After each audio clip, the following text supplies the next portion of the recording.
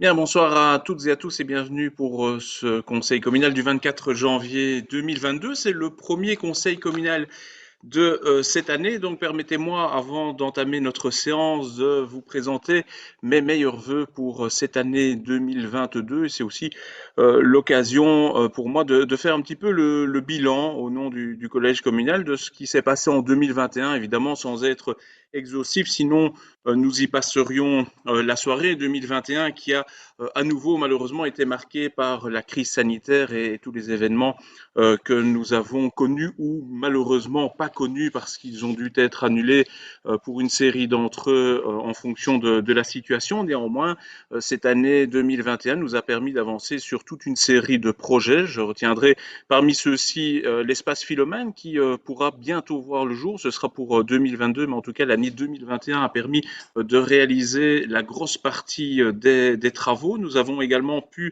réaliser la jonction du Ravel-Barouge pour permettre la liaison cyclable entre Ronquière et Senef qui est désormais terminée grâce aux travaux qui ont été réalisés sur la voirie qui est parallèle au chemin de halage du canal Bruxelles-Charleroi. Le lancement de la procédure relative au Sacré-Cœur avec toute la partie maîtrise d'usage qui va permettre de déterminer de manière plus précise pour les architectes et les auteurs de projets la destination finale du bâtiment, les agencements, et va leur permettre de travailler durant toute cette année 2022 sur les permis qui devront être déposés. Le préau de l'école Odena Bouton, c'était une demande de cette école depuis de nombreuses années pour que les enfants puissent jouer de manière couverte lorsque les conditions météo ne sont pas bonnes et donc permettre aux enfants d'être à l'extérieur sans devoir rester dans les classes. Alors 2021 a également été marqué par les 25 ans de Cité d'Art. C'est quelque chose qui est rentré, bien entendu, dans les traditions écosinoises, mais il était important de souligner que nous avons pu organiser cette 25e édition en 2021. Et alors, 2021, malheureusement, a également touché de nombreuses personnes en région liégeoise avec les inondations, les crues que nous avons connues. Et la commune d'Écosine aura pu venir en aide d'une certaine manière en envoyant des équipes pour aider les populations sinistrées dans cette province.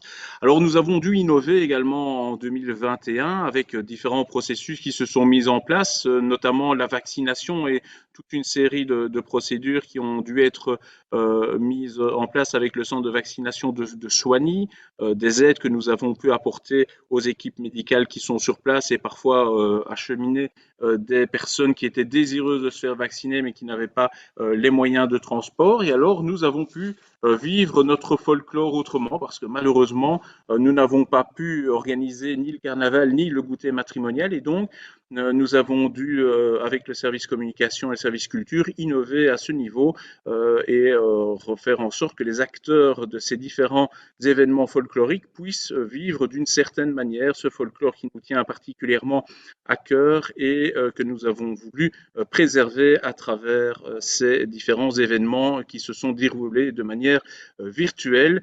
Et enfin, je retiendrai pour 2021 un combat qui n'est pas encore terminé, fort heureusement, c'est celui contre la ligne à très haute tension qui est projetée par Elia sur une partie de notre territoire. Et donc en 2021, nous avons pu mener différentes actions avec le soutien surtout des acteurs de terrain, les riverains qui sont là et qui se battent au quotidien, peut-être de manière un peu plus éclipsée ces derniers temps parce que l'actualité ne bouge pas beaucoup à ce niveau-là, mais qui sont toujours aussi mobilisés et qui soutiennent toujours ce combat avec les acteurs des autres communes, des 14 autres communes qui seraient traversées par cette boucle du Hainaut et des réunions qui se poursuivent avec les différents interlocuteurs. Et donc, nous continuerons, bien entendu, l'année prochaine à faire en sorte que ce dossier ne puisse pas aboutir. Alors, en 2022, que peut-on souhaiter?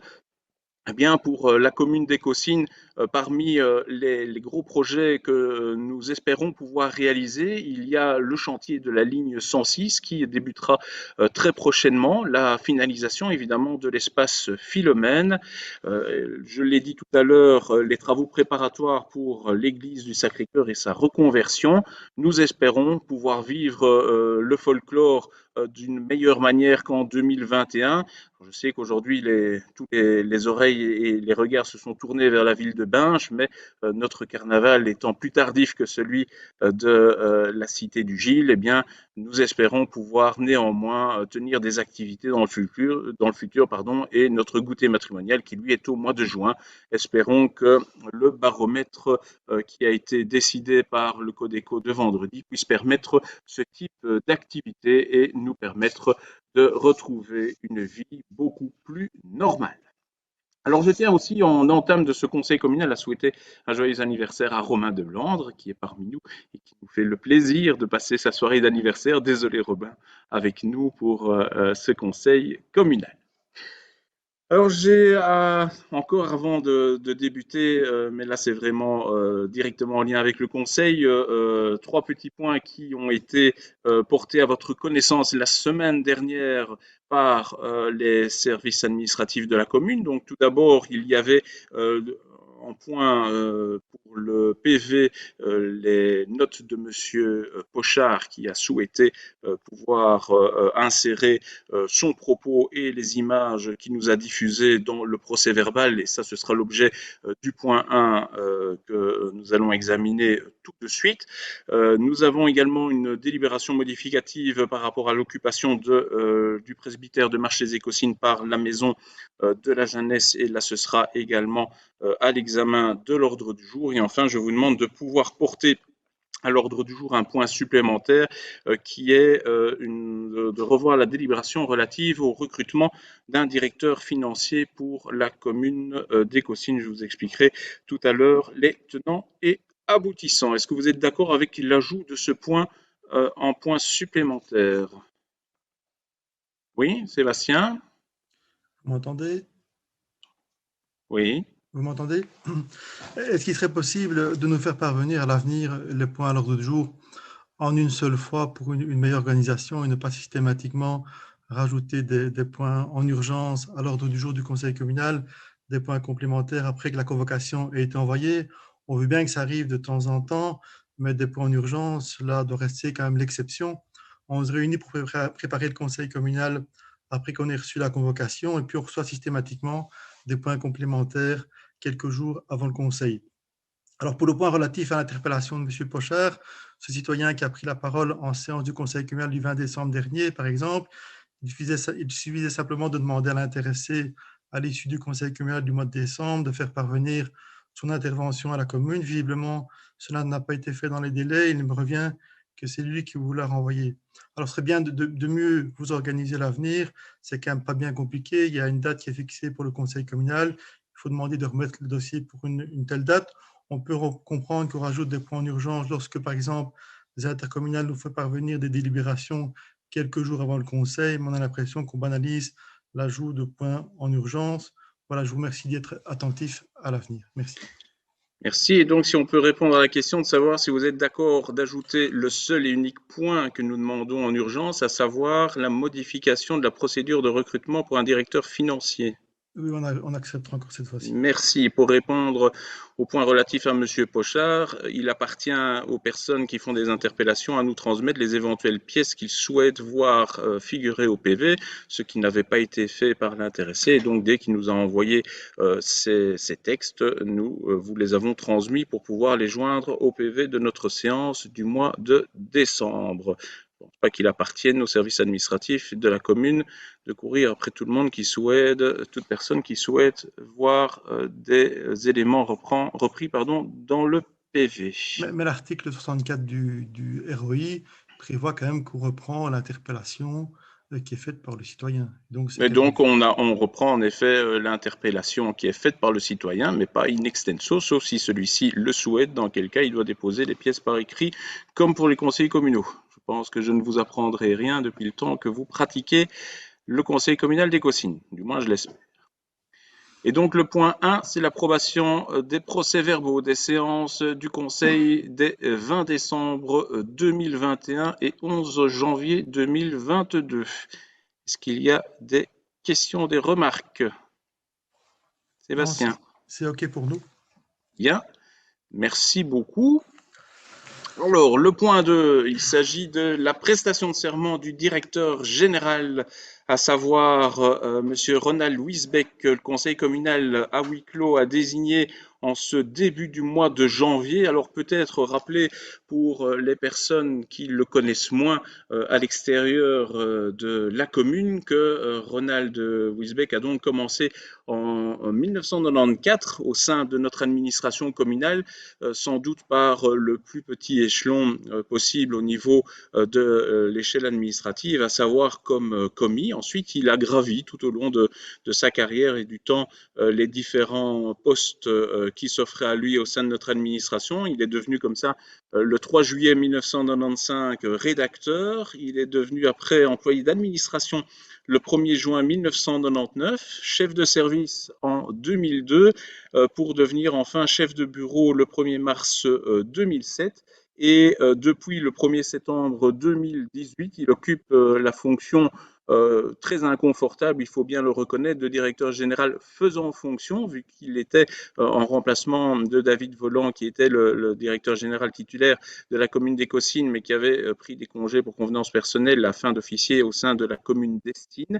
Et donc, depuis plus de 3 ans et demi à peu près, Ronald occupe les fonctions de directeur général. Il a passé les examens au mois de décembre, les a réussi brillamment et le conseil communal l'a désigné il y a une dizaine de jours dans ce poste et je vais dès à présent l'inviter à prêter serment. Alors évidemment de manière un peu particulière, habituellement c'est devant l'ensemble du conseil communal et donc je l'inviterai à le faire juste devant moi pour l'occasion et pour prendre pleinement ses fonctions.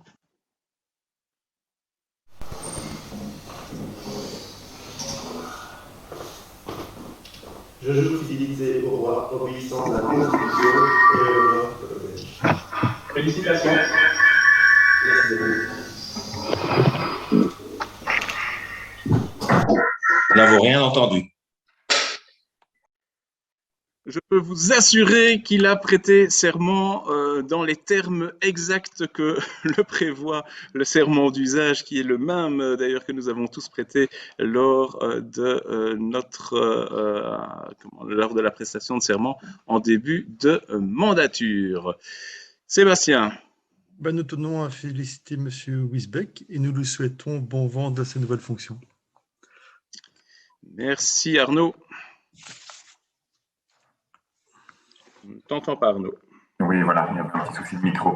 Mais voilà, mais à mon tour, je voulais simplement féliciter Ronald Wisbeck pour cette prestation de serment. Et on lui souhaite le meilleur dans sa fonction et ainsi que les Écosinois, on compte sur lui. C'est un poste clé au sein de l'administration.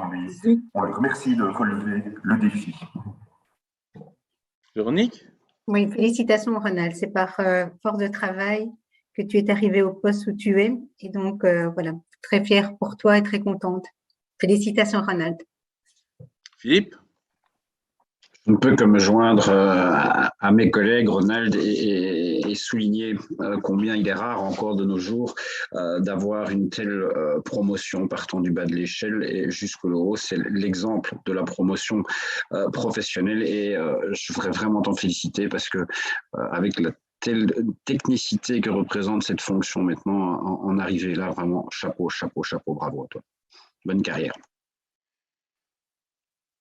Merci. Si personne d'autre ne souhaite intervenir, voilà, je vous propose de passer alors au point numéro 3 de notre ordre du jour. Il s'agit d'une notification de la tutelle pour la taxe communale annuelle sur la collecte et le traitement des déchets issus de l'activité usuelle ménager et ménager assimilés.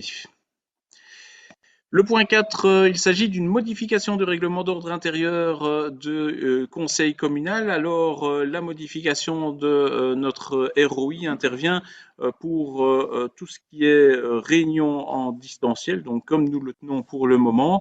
Il faut savoir qu'il y a eu une modification de la réglementation au niveau de la région wallonne et donc nous avons adapté notre ROI par rapport à cette nouvelle réglementation. Si à l'avenir, et on espère qu'on ne devra plus le faire trop souvent, nous sommes encore confrontés à une situation telle que nous vivons actuellement et devons recourir à un système de réunion à distance. Sébastien. Oui, donc il y a un article dans la modification de ce règlement d'ordre intérieur du Conseil communal qui nous pose souci. C'est l'article 28 qui dit ceci.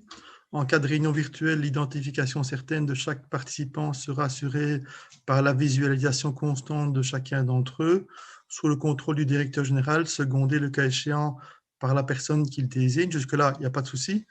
Mais il est ajouté, ce contrôle sera effectué au minimum lors du vote.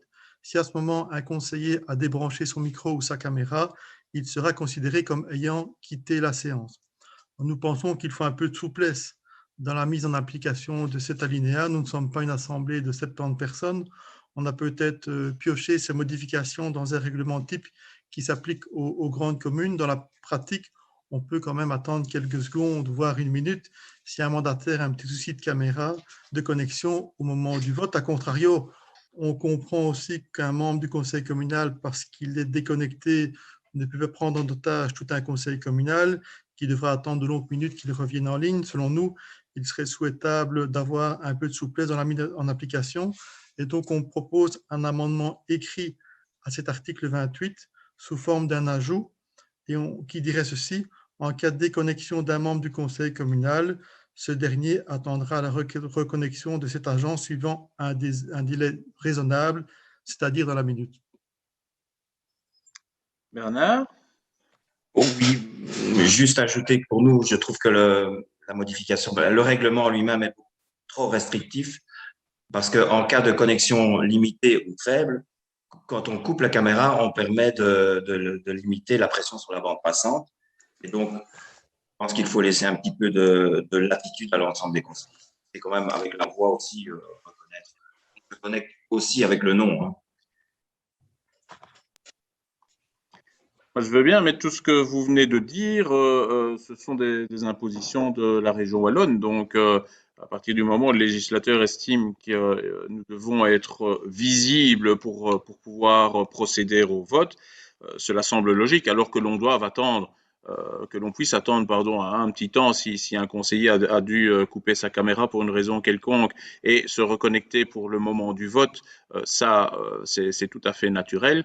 Mais on doit pouvoir garantir que les conseillers soient réellement connectés pour pouvoir considérer qu'ils sont présents à la séance, sans quoi on pourrait avoir des dérives où un nombre X de conseillers n'est pas présent et on doit faire confiance à qui, au seul représentant ou aux autres représentants du groupe. Il peut y avoir des voix qui ne sont pas concordantes au sein d'un même groupe politique, ça arrive, hein, ça s'est déjà produit au sein de notre Assemblée, et donc il est logique que l'on puisse prendre en considération le vote tel qu'il est exprimé par les personnes présentes et qui ne manifestent pas un désaccord par rapport au vote que l'on prend en considération. Quand je demande s'il y a une unanimité, si personne ne dit non, on considère que tout le monde a dit oui, mais s'il y a quelqu'un qui n'est pas connecté, enfin que je ne vois pas ou que je n'entends pas, je ne peux pas m'assurer qu'il est bien d'accord avec la proposition de vote telle qu'elle a été émise.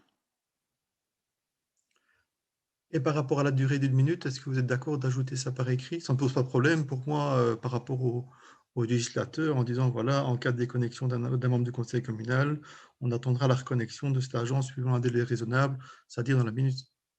Qu'on le mette par écrit, comme ça c'est clair, quoi. Il n'y a pas de quiproquo. Mais je ne pense, enfin moi en tout cas en tant que président de séance, je ne vais pas m'amuser à déclencher un chronomètre si je vois que des gens se déconnectent. Hein. Donc si on ne constate pas que tout le monde est là, le directeur général et la personne qui l'assiste me le signalent, on attend, on prend contact avec la personne par téléphone si besoin est, mais si à chaque fois que je vois une caméra qui s'éteint, je dois enclencher des chronomètres, je pense que je vais avoir beaucoup de mal à présider de manière sereine et efficace ce conseil. Philippe. Comme tu viens de très bien de le dire, Xavier, je pense qu'il y a la lettre et l'esprit de la lettre. La lettre elle-même ne doit pas laisser de doute quant à une interprétation qui pourrait être a contrario utilisée a posteriori pour dire « Ah, mais moi, j'étais pas là, etc. » et à revenir sur un PV. Je pense que nous sommes encore des êtres humains et que nous pouvons largement discuter. Je ne doute pas, Sébastien, que si un des membres de ton groupe devait à un moment donné avoir un souci, qu'il te contacterait, qu'il nous contacterait et que nous pourrions attendre à ce moment-là, évidemment, quand le problème est signalé, ton groupe ou ou n'importe quel autre groupe, évidemment de la même façon. Je pense qu'on peut encore dialoguer à ce propos. Oui, je pense que cela fait 2 ans que nous pratiquons maintenant la visioconférence quasiment à chaque conseil communal. Il n'y a eu à aucun moment un souci au niveau d'un vote ou de la prise en considération d'un point. Donc je ne vois pas où est le souci. Ici, on ne fait jamais que transcrire ce que la région wallonne nous demande de faire et qui est adopté par toutes les communes partout en Wallonie. Donc, on votera pour les modifications, on vous demandera vraiment une certaine souplesse par rapport à ça, comme vous vous êtes engagé ici publiquement. Je pense que nous faisons preuve de souplesse, comme nous ne calculons pas les minutes de parole pour les questions, etc. Donc, dans la limite du raisonnable, bien entendu, je pense que nous avons toujours fait preuve d'ouverture pour la gestion du conseil communal. Donc, je note un vote à l'unanimité. Oui. Merci. Le point suivant, c'est le point 5, c'est les subventions en numéraire indirect sous la forme de transport pour les associations locales, comme chaque année. J'imagine que ça ne pose pas de soucis. À l'unanimité, oui, Sébastien? OK pour nous. Merci. Alors, le point 6, c'est la fixation du pourcentage communal à concurrence de 1% dans le coût de l'entretien annuel de l'orgue de l'église Saint-Aldegonde. J'imagine qu'il n'y a pas de problème non plus. Le point suivant, c'est la fixation du pourcentage communal à la concurrence de 1% également dans le coût des travaux de restauration des balustres et mains courantes de la balustrade de l'entrée du château fort. Il n'y a pas de souci. Merci. Nous arrivons au point 8, le règlement communal pour l'occupation des locaux, le prêt de matériel communal et la mise à disposition du quart communal de camions et de camionnettes. Est-ce qu'il y a des questions? Non. J'imagine qu'il n'y a pas de souci. Merci beaucoup. Alors, les points 9 à 12, ce sont diverses conventions à titre précaire. Donc, la première, c'est Éco-Secours au foyer culturel de l'Avdel. La deuxième, c'est Histoire d'un rêve au foyer culturel de l'Avdel également. Le 11, ce sont des cours de gymnastique dans la cour de l'école communale du Sud. Et le 12, la maison de la jeunesse épidémique à la maison de la ruralité de Marches-les-Écosines avec la nouvelle délibération qui vous a été transmise et qui reprend donc les horaires pour le mois de janvier et les horaires à partir du mois de février jusqu'à la fin de l'année scolaire. J'imagine qu'il n'y a pas de souci. Bien, merci. Alors, le point 13, c'est la sortie du patrimoine d'un véhicule. Je t'en prie, Philippe. Il s'agit effectivement du déclassement d'un véhicule électrique Goupil qui datait de 2010 et qui présentait un grand état de vétusté avec de multiples pannes moteur, problème de recharge de batterie, etc.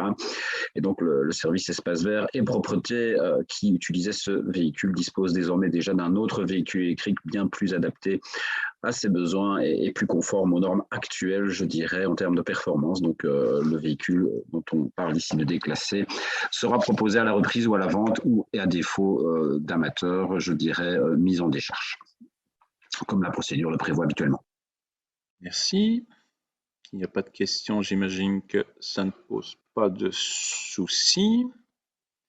Alors, le point 14, c'est l'avenant numéro 2 au contrat d'assistance à maîtrise d'ouvrage pour l'espace Philomène. Je t'en prie, Arnaud.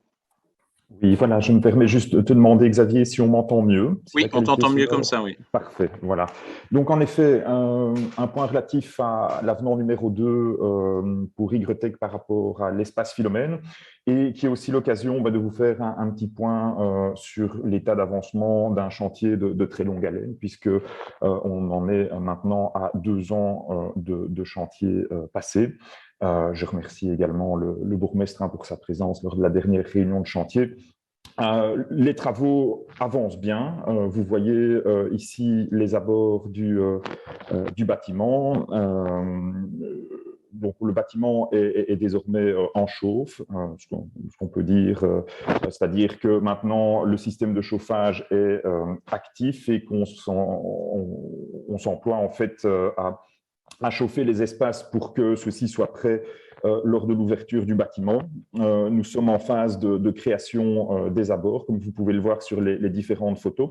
Sur la photo de gauche, mais donc vous voyez que les escaliers et les voies d'accès ont été installés sur le bâtiment. Sur la photo supérieure droite, vous voyez l'entrée principale du bâtiment, avec notamment dans les échafaudages, mais donc l'ascenseur qui servira en fait d'accès PMR et qui desservira l'ensemble des niveaux.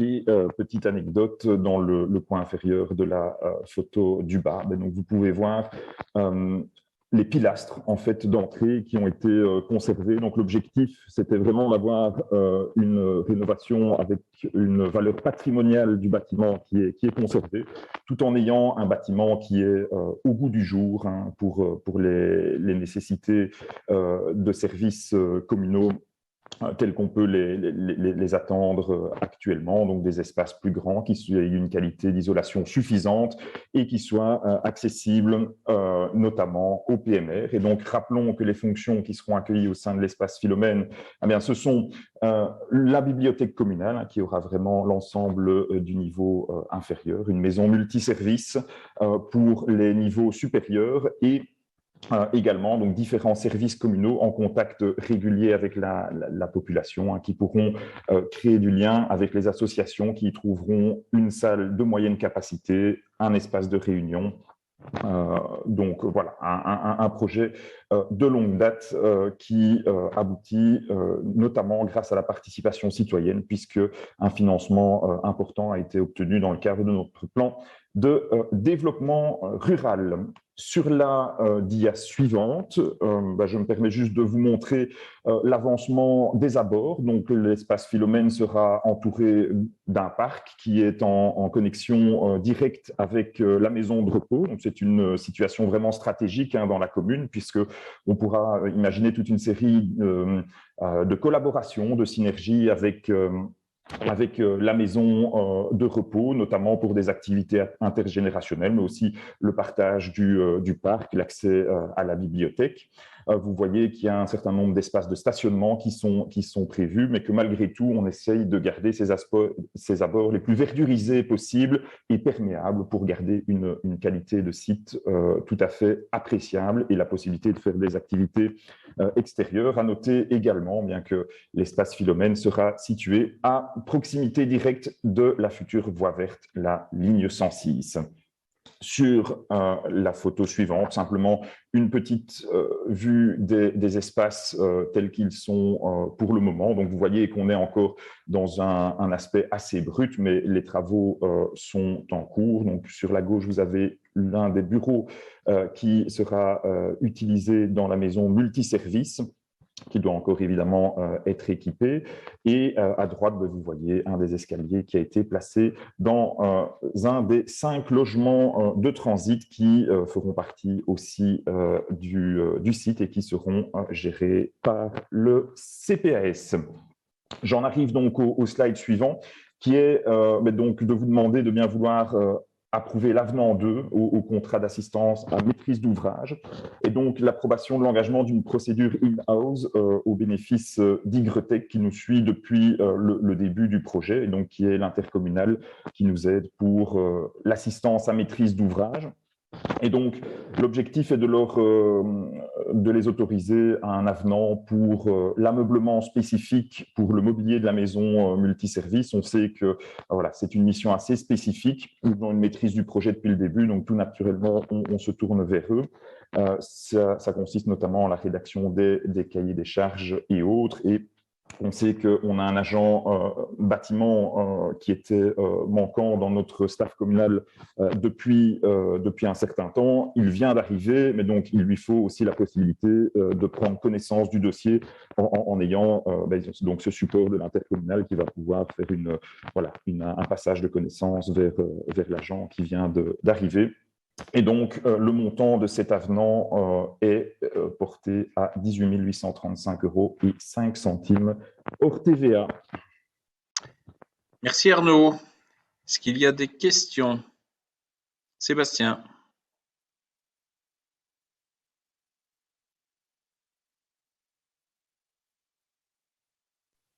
est-ce qu'on peut savoir quand le bâtiment sera réellement opérationnel au niveau du délai? Je ne sais pas si tu en as parlé, je n'ai pas entendu. Oui, donc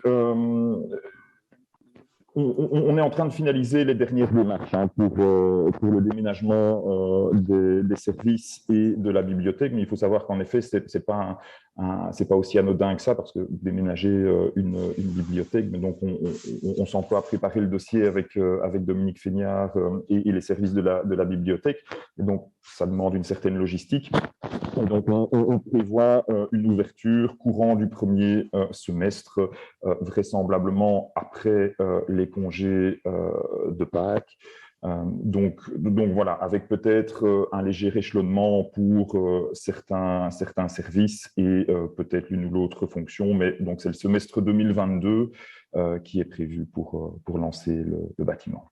D'accord. Et au niveau de la mise à disposition des bâtiments pour les groupements, les associations, est-ce qu'il y aura des salles qui seront utilisées comme on utilise par exemple le foyer culturel de l'Avdel ou le presbytère à Marche, qui pourront être mis à disposition des groupements spécifiquement pour des réunions, etc.?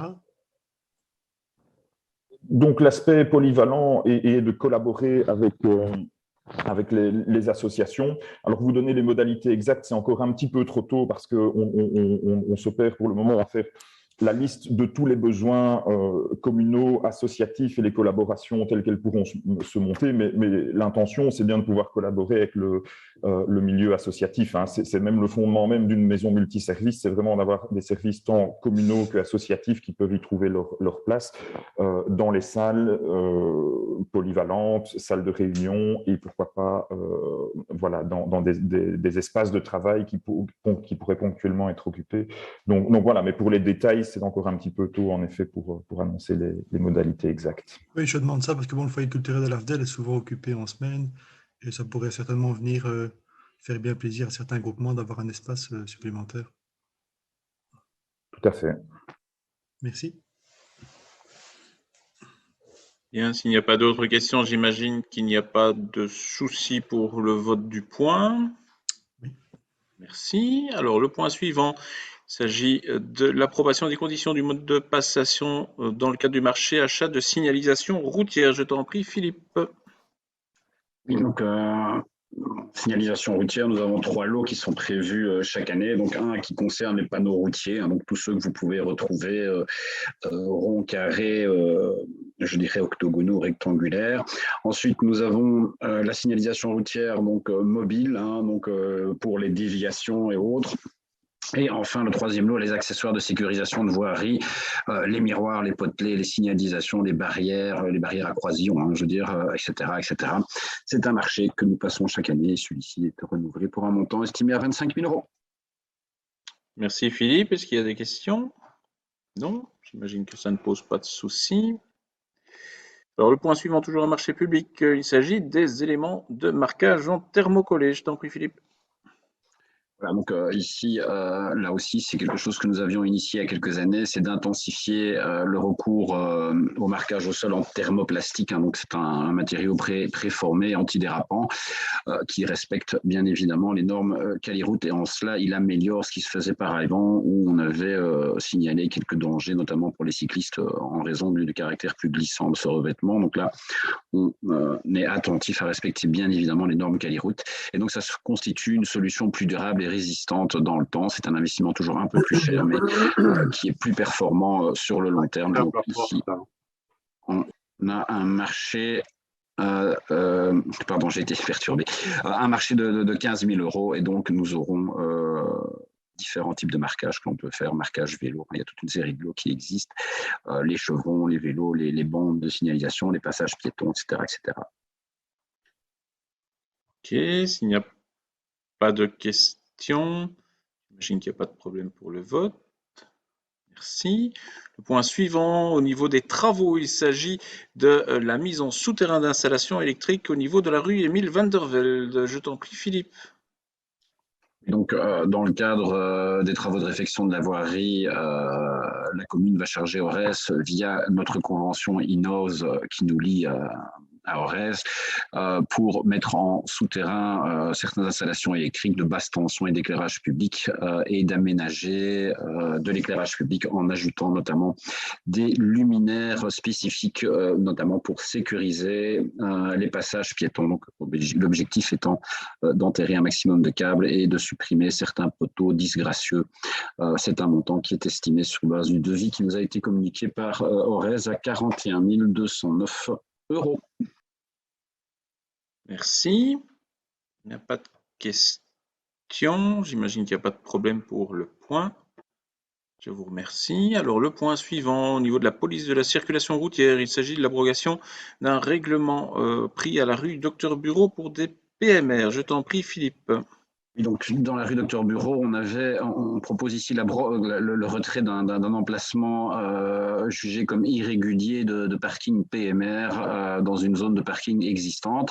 En fait, on va considérer que la demande, lorsqu'elle avait été faite précédemment, avait fait l'objet d'une omission, c'est-à-dire que la personne qui a demandé l'installation de cet emplacement n'a pas précisé dans le formulaire officiel la possession d'un garage à proximité, et c'est une des conditions indispensables quant à la réservation d'une aire de stationnement pour personnes handicapées à proximité du domicile d'une personne.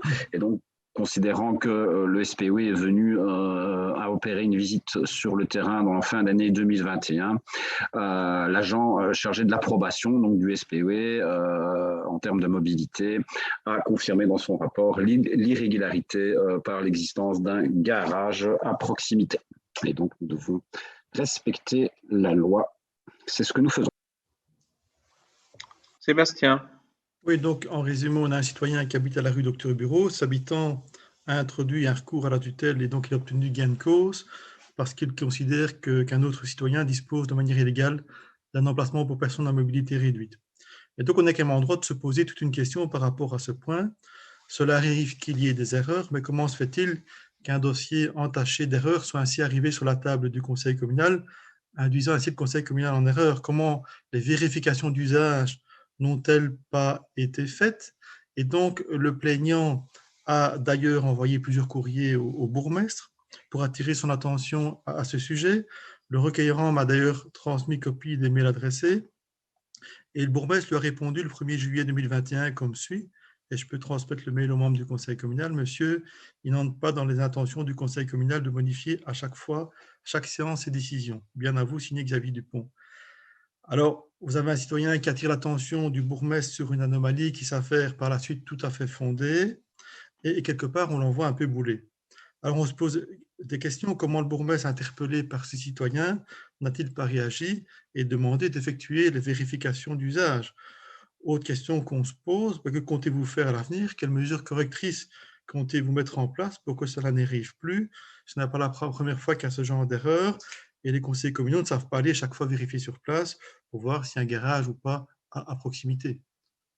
Alors, on va peut-être reprendre les choses dans l'ordre, hein, Monsieur Deschamps, parce que c'est gentil de se dire, oh, il y a un citoyen qui a introduit une plainte auprès du bourgmestre et celui-ci n'a pas donné suite. Il faut savoir que le citoyen en question bénéficiait d'un emplacement PMR devant chez lui parce qu'il disposait lui-même d'une carte PMR. Cette carte et ce statut d'handicapé a été retiré par les instances fédérales de contrôle de la santé parce que la personne n'était plus jugée en situation de handicap et donc ne pouvait plus bénéficier de cet emplacement PMR.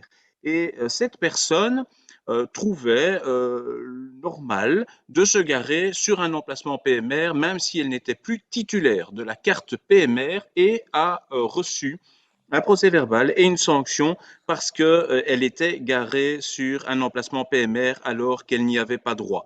De là est née toute une série de procédures, notamment devant le tribunal de police, pour contester cette infraction qui était pourtant, elle, bel et bien réelle. Et cette personne, dès lors qu'elle n'avait plus droit de se garer sur un emplacement PMR, a décidé de mener une campagne contre ses voisins et de faire en sorte qu'ils ne puissent plus bénéficier d'une certaine facilité d'emplacement. Il faut savoir que le sujet qui nous occupe ce soir, à savoir l'habitation rue Docteur Bureau numéro 13, bénéficie en effet d'un garage. Le requérant ne l'avait pas signalé dans un premier temps et de bonne foi, les services de la commune d'Écossignes, lorsqu'ils ont été voir sur place, ne l'ont pas vu pour la simple et bonne raison que le garage de la personne habitant au numéro 13 de la rue Docteur Bureau est situé rue Terlinden et que dans la logique des choses, l'agent ne s'est pas dit « Ah ben oui, ils ont un garage qui est situé non pas en arrière, mais en perpendiculaire de la voirie concernée. » Alors, il est un peu fort de dire que l'on ne répond pas aux demandes des citoyens. Effectivement, on ne va pas sans cesse changer des décisions, d'autant plus qu'elle est dans un contexte tout à fait particulier de conflit de voisinage où quelqu'un est amer d'une décision qui a été prise par une instance qui n'est pas communale et qui veut se venger sur des personnes qui bénéficient à juste titre d'un statut PMR et qui peuvent bénéficier de cet emplacement. Donc, je pense, Monsieur Deschamps, que quand on agit comme vous l'avez fait, parce que vous avez clairement incité le citoyen qui a porté plainte et qui, en l'occurrence, a eu gain de cause parce que effectivement, il y avait le garage, que d'un point de vue tout à fait humain, je ne suis pas sûr qu'à votre place, je me regarderai encore dans la glace. Mais non, mais c'est pas normal qu'à plusieurs reprises, il y a un citoyen qui attire l'attention des autorités communales, il ne reçoit pas d'oreille attentive. On a encore pu le voir avec M. Pochard qui a dû aller à la tutelle pour obtenir gain de cause. Donc, à plusieurs reprises, il y a des citoyens qui s'interpellent, qui vous envoient des mails, ils n'obtiennent pas de réponse, ils doivent aller à l'autorité supérieure pour obtenir satisfaction. Comme quoi, sa demande sur ce projet-là spécifique, sur ce dossier-là spécifiquement, était tout à fait fondée vu qu'il a obtenu gain de cause de la tutelle. Oui, mais parfois on obtient un gain de cause et on peut se poser la question de l'humanité qui est derrière les procédures que l'on peut introduire et de l'incitation à introduire ces procédures. Mais je vous laisse seul juge de vous-même, Monsieur Deschamps. Je me mets moi à la place des personnes qui habitent au numéro 13 de la rue Docteur Bureau, qui avaient bien besoin d'un emplacement PMR et qui, grâce à votre action, ne pourront plus en bénéficier. Et ça, je trouve que c'est purement honteux et très sincèrement, je les plains de ne plus pouvoir bénéficier de cet emplacement parce que leur garage ne permet pas d'avoir un véhicule qui rentre dedans et donc les personnes devront peut-être maintenant faire des dizaines ou des centaines de mètres pour rejoindre leur domicile. Mais soyez fiers de vous, Monsieur Deschamps, je n'en attends pas moins de votre part. Mais écoutez, vous me faites un procès d'intention puisque moi j'ai fait aucune action, c'est un riverain qui a fait une action. Je n'ai pas dit que vous aviez intenté une action, j'ai dit que vous incitiez à le faire. Ah bon, moi j'aimerais savoir comment. Bah, en tout cas, dans les mails que monsieur en question nous a transmis, clairement, vous êtes cité comme la personne incitant à aller plus loin dans d'autres procédures et vers d'autres instances. Mais donc, non, soyez parfois honnête avec vous-même aussi, hein, monsieur. Il vous a écrit, il n'obtient pas de satisfaction comme bon nombre de citoyens et donc il vient de me trouver, bien évidemment. Véronique. Oui, moi je voulais quand même attirer l'attention qu'on est au conseil communal et ce n'est pas la première fois que, Sébastien, tu lis les réponses que nous donnons, que ce soit le collège ou que ce soit Xavier, à des citoyens. Mais nous, si la prochaine fois on a encore un courrier, que nous on te répond, que toi tu nous réponds, on pourra aussi avoir la gentillesse de pouvoir le lire au conseil. Je ne vois pas à quoi tu fais allusion, mais bon. Bien. Outre Pierre. Oui, Xavier, il y avait quand même une question de Sébastien qui était pas mal et que je n'ai pas entendu de réponse. C'était quelles actions allaient être prises à l'avenir pour éviter ce genre de situation? Parce que ce n'est pas la première fois que ça arrive. Souvenez-vous, l'an dernier, pour la rue Ansel-Marie numéro 19, où il y avait une personne qui avait fait une demande qui était totalement acceptable, bien évidemment, mais vous aviez oublié qu'en face du numéro 23, donc 2 maisons plus loin, il y avait aussi déjà un emplacement PMR. Donc là, on a fait reporter le point, c'est passé plus tard, il n'y avait pas de souci. Donc on aimerait un peu savoir qu'est-ce que vous allez faire à l'avenir pour éviter ce genre de choses. Merci. Eh bien, à l'avenir, notre conseiller en mobilité ne fera plus confiance. Parce que visiblement, on ne peut pas faire confiance aux citoyens. Enfin, en tout cas, c'est ce que j'ai déduit de la demande qui est formulée. Et notre conseiller en mobilité ira faire toutes les vérifications d'usage sans faire confiance aux gens. Philippe? Je tiens quand même à recadrer un peu les choses. Le conseiller en mobilité dont on parle, je tiens à le remercier et à le féliciter pour la qualité de son travail et la quantité de travail fourni. Il combine actuellement le rôle de responsable du dépôt, de responsable de la voirie, de conseiller en mobilité et d'intérim a dû, en l'absence au départ d'un agent technique, s'occuper également du bâtiment et certains gros chantiers. Arnaud citait tantôt l'espace Philomène. C'est un exemple de chantier qui est extrêmement chronophage. Donc, dans un souci de prioriser ces tâches, cet agent a effectivement agi plus sur la confiance basée sur les déclarations des gens, ce qui en soi est un document officiel et donc il ne commet pas une faute ce faisant. Mais j'entends qu'il pourra maintenant, grâce à l'engagement d'un agent technique bâtiment qui vient renforcer tout le staff technique demain matin, se consacrer plus de temps à cette mission. Puis, si le Conseil le juge vraiment comme essentiel, fera l'objet d'une plus grande attention, mais n'oubliez pas le nombre de dossiers qu'il y a à traiter. Et je sais que vous êtes d'une très, très, très grande exigence partout, tout le temps.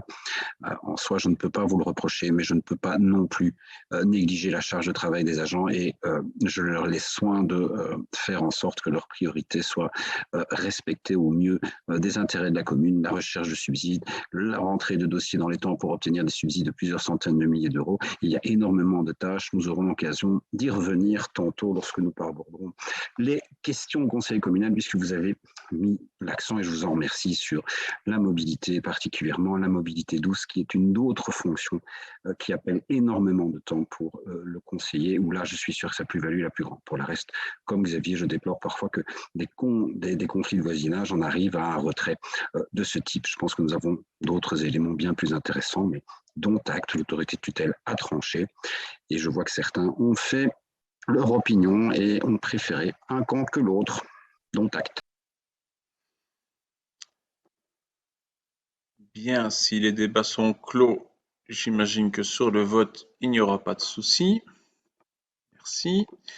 Point 19, toujours en police de la circulation routière, il s'agit du règlement complémentaire de circulation pour l'aménagement de la ligne 106. Je t'en prie, Philippe.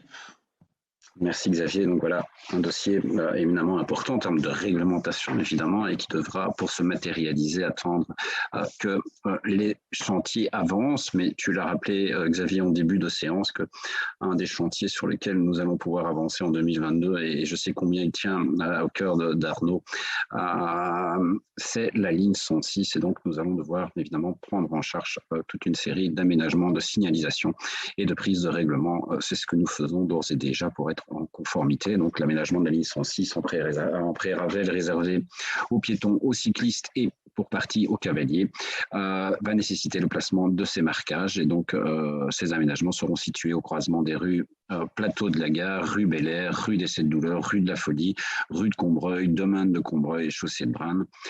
Et donc il y aura toute une série de positionnement de panneaux dont les principaux sont ceux que vous voyez, enfin je les ai résumés, j'en ai mis que deux, mais évidemment c'est symbolique, mais c'est ces panneaux-là que vous retrouverez à la dia suivante. Vous voyez notamment un positionnement et un aménagement de circulation qui est extrêmement important puisque c'est la traversée de la chaussée de Braine. Et là, vous voyez évidemment du marquage au sol adapté pour marquer cet endroit qui est un nœud évidemment particulièrement d'attention sur cette traversée et donc toute une série de panneaux donnant une priorité à certains usagers et un marquage au sol adapté sera fait. Donc je me réjouis d'ores et déjà que nous soyons prêts au niveau de ces plans, ça nous permet de les faire valider et ensuite de ne pas perdre de temps. Voilà. Merci Philippe. Je pense qu'Arnaud souhaitait faire un petit point sur l'état d'avancement du chantier. Merci Xavier, oui, très, très brièvement, et merci à Philippe pour ce dossier qui est en effet fort important et pour cette collaboration vraiment importante. Et je veux aller dans son sens également sur la charge de travail importante qui incombe au directeur des travaux faisant fonction UTECO au point précédent. Mais voilà, je voulais simplement revenir sur le début de chantier, parce que je sais que c'est un point sur lequel on a régulièrement des questions, mais simplement pour dire que la réhabilitation des ponts par le SPW est en bonne voie. Donc ça, c'était la phase 1 prise en charge par le SPW. On attaque maintenant la phase 2 qui est la réhabilitation et la création de la voie verte en elle-même avec un marché qui a été attribué à l'entreprise TRBA. Le début de chantier s'est effectué au 8 novembre et donc pour le moment, on va dire que la période d'intempéries et les précipitations n'ont pas permis de débuter des travaux, on va dire, de grande ampleur, mais néanmoins, pour le moment, donc, le temps est mis à profit pour des mesurages et des vérifications de levée qui sont effectuées par le géomètre de l'entreprise en question, notamment pour une question importante qui est l'optimisation de la gestion des terres en cours de chantier. C'est vraiment un point clé pour maintenir le budget dans ce qui était prévu à la base. Et voilà, je voulais attirer l'attention sur le fait que cette gestion des terres pourra peut-être éventuellement modifier ce qui avait été annoncé préalablement par rapport au phasage du chantier, mais le cas échéant, on ne manquera pas de refaire passer l'information par les canaux de la commune. Voilà. Et en dernier point, en conclusion, je veux réattirer toute l'attention qui sera mise par les services communaux et l'entrepreneur sur le respect de la biodiversité tout au long de la ligne. C'est vraiment quelque chose d'important pour nous, donc on veut vraiment préserver la végétation, l'aspect boisé de la ligne et le rôle de couloir écologique. Merci Arnaud. Est-ce qu'il y a des questions sur le règlement de police routière? Non. À l'unanimité, je vous remercie. Le point 20, au niveau du cadre communal du personnel non enseignant, si vous vous souvenez bien, lors de la dernière modification, nous avions eu un refus sur un des points par la tutelle par rapport à la création du cadre pour le service interne de prévention et de protection au travail, parce que nous n'avions pas mis, à la demande des organisations syndicales, d'échelle de grade sur les différents agents qui pouvaient occuper le poste SIPPT, partant du principe que pour devenir SIPPT, c'est une formation tout à fait particulière et qu'il ne fallait pas forcément être limitatif par rapport aux personnes pouvant l'occuper. Néanmoins, la tutelle nous a demandé de pouvoir préciser les choses, quitte à mettre tous les grades possibles et imaginables, ce que nous faisons. Et donc, nous prévoyons pour le cadre SIPPT un agent administratif D1, D4 ou D6, un demi-agent administratif, je vous rassure, ce sera un agent complet, mais à mi-temps pour la fonction de planificateur d'urgence en D1, D4 ou D6, et un agent technique D7 ou D9, pardon. Est-ce qu'il y a des questions? Non, j'imagine alors à l'unanimité. Je vous remercie. Nous avons donc un point supplémentaire qui est la désignation d'un directeur ou d'une directrice financière pour la commune, et ce sera un commun commune CPS. Alors si vous vous souvenez bien, nous avions décidé de procéder à un recrutement au travers d'une société externe. Le service des ressources humaines de la commune a pris contact avec une multitude de services externes spécialisés dans le domaine, notamment le CELOR pour la plus connue d'entre elles. Malheureusement, jusqu'à présent, en quelques mois, aucune n'a donné de suite favorable à notre demande. Soit ils n'ont pas remis d'offre, soit ils nous ont fait part du fait que c'était trop compliqué, soit pour une troisième, qu'ils acceptaient de prendre en charge la moitié de la mission, mais pas la totalité. Et donc, ce que nous vous demandons ce soir, c'est de pouvoir modifier la procédure de recrutement, non pas pour avoir une autre méthode par rapport à l'extérieur et donc de pouvoir recruter une personne extérieure à notre administration, mais de pouvoir le faire en interne et donc de ne plus devoir recourir à une société spécialisée, ce qui permettra à notre service interne des ressources humaines de lancer la procédure. Je vous rappelle que Madame la directrice financière prendra sa pension au 1er septembre 2022 et donc il est aujourd'hui largement temps de pouvoir lancer ce recrutement afin d'avoir une personne qui puisse rentrer dans la fonction dès la prise de pension de Madame Lacroix. J'imagine que ça ne vous posera pas de soucis. Bien, je vous remercie. Alors, nous avons reçu une série de questions. La première de Monsieur Deschamps, l'attention d'Arnaud Égard et Philippe Dumortier au niveau de la mobilité. Je t'en prie, Sébastien. Oui, donc, celle sur les RN57 d'abord? Non, c'est d'abord sur le covoiturage. Covoiturage. Donc, le covoiturage consiste à partager sa voiture personnelle avec d'autres personnes afin d'effectuer un trajet en commun. En Belgique, 4 voitures sur 5 ne comptent qu'une seule personne à bord en heure de pointe. En augmentant le nombre de covoiturages, il est possible de diminuer fortement les embarras de circulation. 25% d'autosolistes en moins permettraient de faire disparaître les bouchons. Sécurisés, accessibles et proches des grands axes, ils permettent aux covoitureurs de rejoindre facilement un point de rendez-vous commun et d'entamer leur covoiturage. Aujourd'hui, plus de 2200 places réparties dans une trentaine de parkings sont mises à disposition gratuitement. Dans votre plan stratégique transversal, il est prévu la création de points de covoiturage top à Écosine. Je voulais savoir où en étaient les démarches dans ce cadre. Merci. Je t'en prie, Philippe. Je pense que nous allons répondre à deux avec Arnaud, et je laisserai Arnaud le soin évidemment de revenir sur les enjeux globaux. Pour ma part, je reviendrai sur des éléments qui à ce stade sont des éléments d'ordre technique ou technico-juridique ou technico-administratif au sens subsidiation. Pour rentrer dans les places que tu as citées, Sébastien, et qui sont effectivement actuellement un peu plus de 2200 places en région wallonne, il faut bien regarder que l'exemple que tu cites ne s'applique qu'à certaines catégories de parkings qui sont pour la plupart des parkings périphériques sur des grands magasins ou à proximité de grosses infrastructures, ce dont nous ne disposons pas ici. Nous ne rentrons pas dans les critères en termes de distance par rapport au centre-ville. Ceci étant, nous avons rencontré et nous allons à nouveau rencontrer le SPW Mobilité et un de ses ingénieurs pour avancer sur ce dossier sur lesquels nous avons plusieurs endroits qui sont identifiés au niveau des giratoires, chaussée de la Résistance, Restomont, et entre les deux, je l'appellerai le giratoire, je pense que d'ailleurs c'est son nom, de la rue Anselme-Marie. Nous avons des poches possibles. Vous savez que les gens ont l'habitude, à la sortie de l'autoroute, de se garer déjà à droite sur quelques emplacements. Ce débat a déjà été mis également en débat à la commission de mobilité. D'ailleurs, certains collaborateurs de en tout cas bénévoles de cette commission nous ont déjà formulé des plans qui nous servent de base, que nous avons présentés au niveau du SPW. Il y a évidemment, je ne sais pas si Xavier, tu as si tu as une dia par rapport à ça. Voilà, vous avez deux exemples d'aménagement et je remercie vraiment les bénévoles qui sont là. Ils se reconnaîtront et je ne manquerai pas de dévoiler leur nom en temps utile si ce genre de projet aboutira, car je sais qu'il leur tient à cœur et qu'ils se dévoileront à ce moment-là. Voilà, vous avez deux exemples sur deux proportions. Il y en a un qui est plus ambitieux, avec tout un circuit qui permet aux voitures de rentrer et de sortir sans se croiser, avec même déjà pensé du photovoltaïque et des éléments pour recharger les voitures, etc.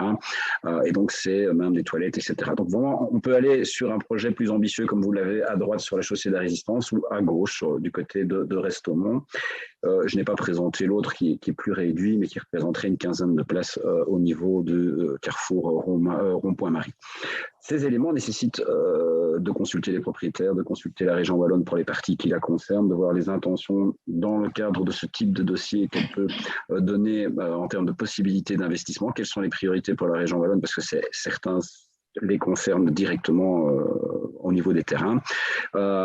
Et une fois que nous aurons fait ça, nous aurons également à consulter les communes, et c'est ce que nous allons faire cette année, consulter les voisines, les communes limitrophes pour voir dans des zones partagées ce que l'on peut faire, parce que parfois on l'imagine à droite, mais très franchement, moi ce qui m'intéresse, c'est pas que ça soit sur le territoire de l'une ou de l'autre commune. Je pense qu'il faut vraiment viser ici la supracommunalité, une sortie d'autoroute avec un axe pénétrant qui est une nationale, peu importe pour moi qu'elle se trouve à gauche ou à droite, tant qu'il y a un accord, ça rend une plus-value et ça participe à l'effort que tu disais tantôt. Voilà où en sont nos discussions actuellement, et je sais que nous rencontrons Monsieur le maire la semaine prochaine à ce sujet d'ailleurs, entre autres, mais nous aurons y revenir pour les autres dossiers de la Nationale 57, puisque c'est l'objet de ta deuxième question. J'y reviendrai sur les autres. Voilà. Merci Philippe pour ta réponse. Et au niveau du timing, est-ce qu'on peut savoir un petit peu quand est-ce que concrètement, pratiquement, ces aires de covoiturage pourraient être en place à la grosse louche? Je ne suis pas quelqu'un qui travaille à la grosse louche, ni à la pelle, ni à la brouette, ou à la pelleteuse. Précisément. Non, mais je pense que tu n'as pas écouté ma réponse. En fait, c'est ça le problème. Si, tout à fait. Donc, comment veux-tu, si ça dépend de la région wallonne, que je puisse, à ce stade de la conversation et de leur priorisation, te donner des informations que tu réexploiteras dans l'autre sens après? Donc, pas de panique. Nous ne sommes pas encore en 2024. Ce genre de projet peut prendre plusieurs années. Il n'y a aucun problème. Ce que je veux te montrer, c'est que nous travaillons dessus comme nous travaillons sur tous les autres dossiers. Voilà. Et donc, je sais que tu es le spécialiste pour dicter les marges de manœuvre aux autres. C'est toujours plus facile, évidemment, de charger la barre du voisin. Voilà. Mais donc, je ne veux pas du tout, je posais simplement une question. Sans faire de polémique, mais ne m'emprisonne pas dans des délais dont tu sais très bien qu'ils sont irréalistes à ce stade d'avancée du dossier. Je ne me ferai pas emprisonner là-dedans sous prétexte que je dois me sentir obligé de te donner une réponse. Je te montre qu'il y a des plans, c'est là, je ne les ai pas faits sur un coin de table hier parce que tu m'as posé la question. C'est ça que je voulais dire et je remercie vraiment les gens qui collaborent avec nous au sein de cette commission. Ils sont nombreux et je suis certain que Arnaud en parlera. Je t'en prie, Arnaud. Merci Philippe, et mes excuses déjà pour la qualité sonore générale de mes interventions. J'espère que celle-ci ira. En tout cas, voilà, je vais faire attention de bouger le moins possible pour essayer de ne pas faire grésiller le micro. Mais donc voilà, merci Sébastien pour ta question voilà, qui met en avant une thématique qui est importante, la mobilité et le développement durable. Et merci à Philippe pour tous les éléments qu'il a d'ores et déjà donnés. Donc, en complément de ce qui a pu être transmis par Philippe qui est en charge de la mobilité, moi je souhaitais te donner quelques rapides compléments de réponse concernant les attributions qui sont les miennes, à savoir l'aménagement du territoire, le développement durable et le climat. Donc, en effet, une offre de mobilité durable à disposition des habitants est vraiment essentielle pour répondre d'une part aux enjeux climatiques, mais également en matière de santé, de qualité de l'air et de cohésion sociale, puisque bien souvent, et on l'oublie parfois, mais ce sont souvent les plus fragiles qui sont touchés de plein fouet par le manque d'offres en matière de mobilité. Et donc, si le covoiturage est un élément à promouvoir, bien évidemment, il doit, pour moi et pour le collège communal, s'inscrire dans un mix de mobilité qui inclut notamment le développement de la mobilité partagée, des transports en commun plus attractifs, ainsi qu'une mobilité active, cyclable et piétonne plus accessible et sécurisée. Les citoyens y sont en demande d'alternatives et nous devons, en tant qu'acteurs publics, mettre les bouchées doubles, car bien souvent, en effet, l'offre n'est pas encore tout à fait à la hauteur. Mais donc, néanmoins, n'oublions pas en matière de covoiturage, notamment tout ce qui a déjà été fait. Et donc, moi, je voulais citer le portail de services de covoiturage Carpool Plaza, développé par la SBL Taxi Stop et subsidié par la Wallonie, auquel la commune a adhéré et qui permet de mettre en relation des covoitureurs potentiels et qui est relayé sur le site de la commune d'Écosine. Alors, il reste évidemment du travail, mais n'oublions pas non plus plusieurs initiatives qui ont vu ou verront le jour en matière de mobilité durable, et notamment la réouverture de la gare d'Écosine en 2015, qui jusqu'alors était fermée et qui contribue à une offre de services de qualité aux voyageurs, la mise en place de la voie verte Pré-Ravel dont on vient de parler dans le cadre du plan de développement rural, et l'installation future de parkings vélos mieux sécurisés dans le cadre de notre plan climat dont on a également fait écho lors de conseils précédents. Alors, comme l'a bien mis en avant mon collègue Philippe, l'idée de favoriser le covoiturage en équipant des aires de parking facilement accessibles et dédiées est évidemment soutenue par la commune puisque nous l'avons inclus dans notre plan stratégique transversal. Mais comme tu le sais, en bon gestionnaire, nous devons être extrêmement vigilants à l'état de nos finances communales. Tout aménagement, surtout lorsqu'il inclut des travaux de voirie ou des aménagements d'une aire de parking à proximité de grands axes comme la RN 57, peut rapidement s'avérer assez coûteux. On imagine souvent mal le coût que peut représenter des travaux en apparence anodins, mais qui touchent à des espaces publics. Et c'est pourquoi donc, le collège est très attentif à systématiquement analyser des possibilités de subsides auprès de différentes instances, comme la région wallonne et celle que Philippe a citée. Alors, de manière pratique, il y a encore deux axes qui pourront éventuellement être creusés si ces premières voies de subsidiation ne devaient pas aboutir, et notamment d'une part, notre plan climat qui inclut un large volet mobilité durable qui ouvre la possibilité à des financements via le programme POLEC, et donc la commune a participé aux 2 appels précédents, et un projet comme celui-ci pourrait être abordé avec le comité de pilotage chargé de fixer les priorités des dossiers à introduire. D'autre part, l'année 2022 sera marquée par la relance de notre nouveau plan de développement durable, rural. Et donc, cet instrument de financement a déjà permis d'obtenir des subsides conséquents pour l'espace Philomène, la réhabilitation de la ligne 106 ou l'église du Sacré-Cœur. Et donc, un tel projet d'espace de covoiturage pourrait, par exemple, s'inscrire dans un de ces deux mécanismes de financement. Cela implique évidemment certains délais du travail, mais un dossier solide financièrement et également gage de pérennité.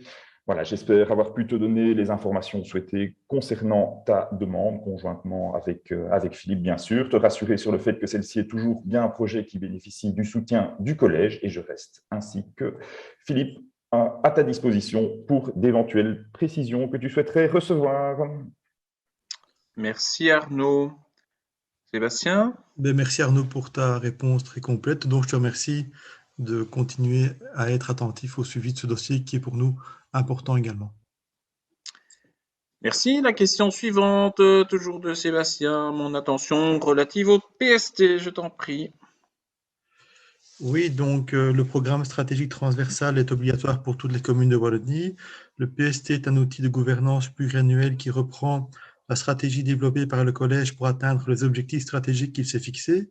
Cette stratégie se traduit par le choix d'objectifs opérationnels, de projets et d'actions définis notamment au regard des moyens humains et financiers à disposition. Le PST est un programme, c'est-à-dire qu'il a pour vocation à fédérer tous les plans sectoriels existants. Il repose sur une collaboration entre le collège et l'administration. Les objectifs poursuivis par la démarche PST sont notamment la fixation pour la législature d'une feuille de route à laquelle les mandataires politiques, l'administration et les citoyens pourront se référer, la modernisation de la gestion publique locale afin de rendre celle-ci plus efficace et plus efficiente, et l'augmentation de la transparence autour de l'action de l'institution. Le décret du 19 juillet 2018 prévoit que le programme stratégique transversal est soumis à une évaluation par le collège communal au minimum à mi-législature. Le 3 décembre 2018, le collège communal a prêté serment et a pris ses fonctions à la tête de la commune. Voici, fin janvier 2022, l'évaluation à mi-mandat du programme stratégique transversal n'a, sauf erreur de notre part, toujours pas été réalisée. Pourriez-vous nous en expliquer les raisons et quand va-t-elle être réalisée? Demande d'information. Merci. Merci Sébastien. Merci très sincèrement, parce que ce que j'aime de temps en temps faire devant ce conseil communal, c'est un petit exposé de linguistique. Et donc, je vais reprendre, comme tu viens de le faire, l'extrait du décret du 19 juillet 2018 qui prévoit que le programme stratégique transversal est soumis à une évaluation par le collège communal au minimum à mi-mandature. Je l'ai souligné. Au minimum. Le minimum, c'est la valeur la plus petite à partir de laquelle l'évaluation, en l'occurrence, doit se faire. Donc, si cette évaluation avait dû se faire pour la mi-mandature, le législateur aurait écrit au maximum à la place de au minimum. Donc, vous relisez la même phrase avec au maximum. De même que si le législateur avait voulu que ça se fasse précisément à la mi-mandature, il l'aurait écrit de la sorte, ce qui n'est absolument pas le cas. Et donc, à ce stade, moi, je n'ai absolument aucune justification à faire par rapport à l'évaluation du PST. Les travaux préparatoires sont en cours en bonne collaboration entre le directeur général, son administration et le collège communal, et nous travaillons à faire en sorte que cette évaluation soit la meilleure possible dans les prochaines semaines, vraisemblablement. Alors, visiblement, la question semble vous déranger. Non, du tout. Absolument pas. Je tiens la question ne me dérange absolument pas. D'ailleurs, j'y ai répondu.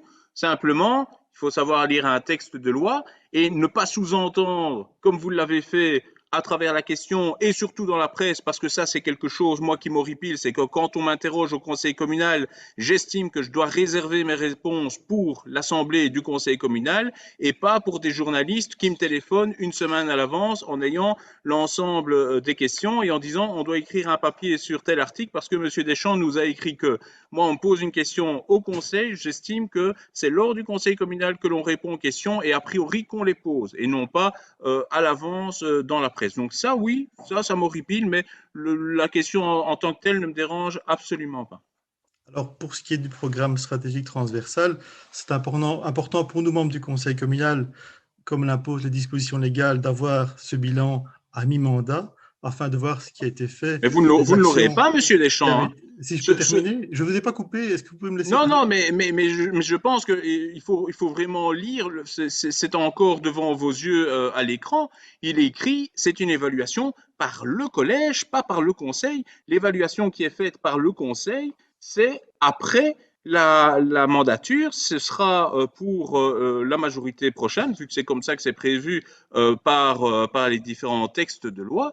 Donc c'est le collège communal qui fait une évaluation. Pourquoi? Parce que c'est un outil qui permet au collège de travailler avec son administration et donc on évalue ici à mi-mandat avec l'administration pour dire ben voilà, tel dossier il est en bon chemin, il est terminé ou il n'est pas du tout terminé, il faudrait peut-être commencer à le faire. Alors, si je peux parler sans être interrompu, donc c'est important pour nous d'avoir ce bilan mi-mandat afin de savoir ce qui a été fait et ce qui reste à faire des actions qui avaient été annoncées en début de mandature. Dans les autres communes, il y a un point qui est fait, qui est mis en information pour les membres du conseil communal. Alors, pour ce qui est de la presse, je tiens à vous rappeler, enfin, chaque fois vous revenez avec ça, il est important également de faire une mise au point. Nous sommes en Belgique, nous sommes dans un pays démocratique, nous ne sommes pas en Corée du Nord où seule l'équipe au pouvoir a droit à avoir accès dans les Alors, médias. Monsieur Deschamps, ne me posez plus des questions au Laissez-moi conseil terminer. communal et contentez-vous d'envoyer vos communiqués aux Laissez-moi journalistes. Je terminer. répondrai aux journalistes, c'est tout. Laissez-moi terminer. Les minorités ont également ont également le droit à la parole. Tout Nous à avons le fait, droit de nous exprimer et tout à d'informer la fait, population en toute tout à fait. transparence Je suis de nos entièrement d'accord actions, avec vous, Monsieur Deschamps. Ça de pourrait se faire le positions. lendemain du conseil Et communal. alors, arrêtez, s'il vous plaît, de tout le temps rouspéter parce que les médias s'intéressent à nos interventions et visiblement, ils les jugent intéressantes. Je ne rouspète pas parce que les médias s'intéressent à vos interventions. Je vous fais remarquer que vous posez des questions communales au conseil communal et que vous n'en avez que faire des réponses parce que vous Pas du allez dans tout. les médias avant et donc vous nous obligez quelque part à intervenir avant dans les médias et donc vous êtes tout à fait irrespectueux des autres membres du conseil communal qui ne peuvent pas bénéficier de la primeur de la réponse et des citoyens qui nous suivent et je tiens à les saluer.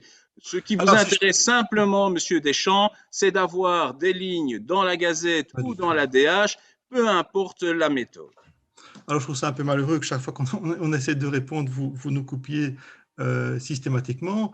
Vous envoyez les points à l'ordre du jour à la presse. La presse nous demande également quels sont les points que nous avons rajoutés à l'ordre du jour du conseil communal. Nous pouvons informer les médias. Nous agissons en toute transparence par rapport à la population. Je ne vois pas pourquoi vous essayez ainsi de nous mettre ainsi sur le côté et qu'on ne puisse Mais pas j'essaye pas de vous mettre sur le exprimer côté. Ce que j'aimerais librement. bien, c'est que quand il y a des questions qui nous sont posées au conseil communal, nous puissions répondre au conseil communal devant cette assemblée. C'est ce qui est prévu dans les instances démocratiques de notre pays. Il y a des cénacles, c'est soit un parlement, soit un conseil communal, et il est logique que quand on pose une question à quelqu'un dans une instance concernée, ce soit devant cette instance qu'il réponde et qu'il ne soit pas obligé de le faire préalablement à d'autres niveaux. C'est ça qui est déplorable. Je ne vous empêche nullement de vous exprimer dans la presse. Je pense que c'est une très bonne chose de pouvoir avoir différents points de vue qui sont exprimés dans les médias.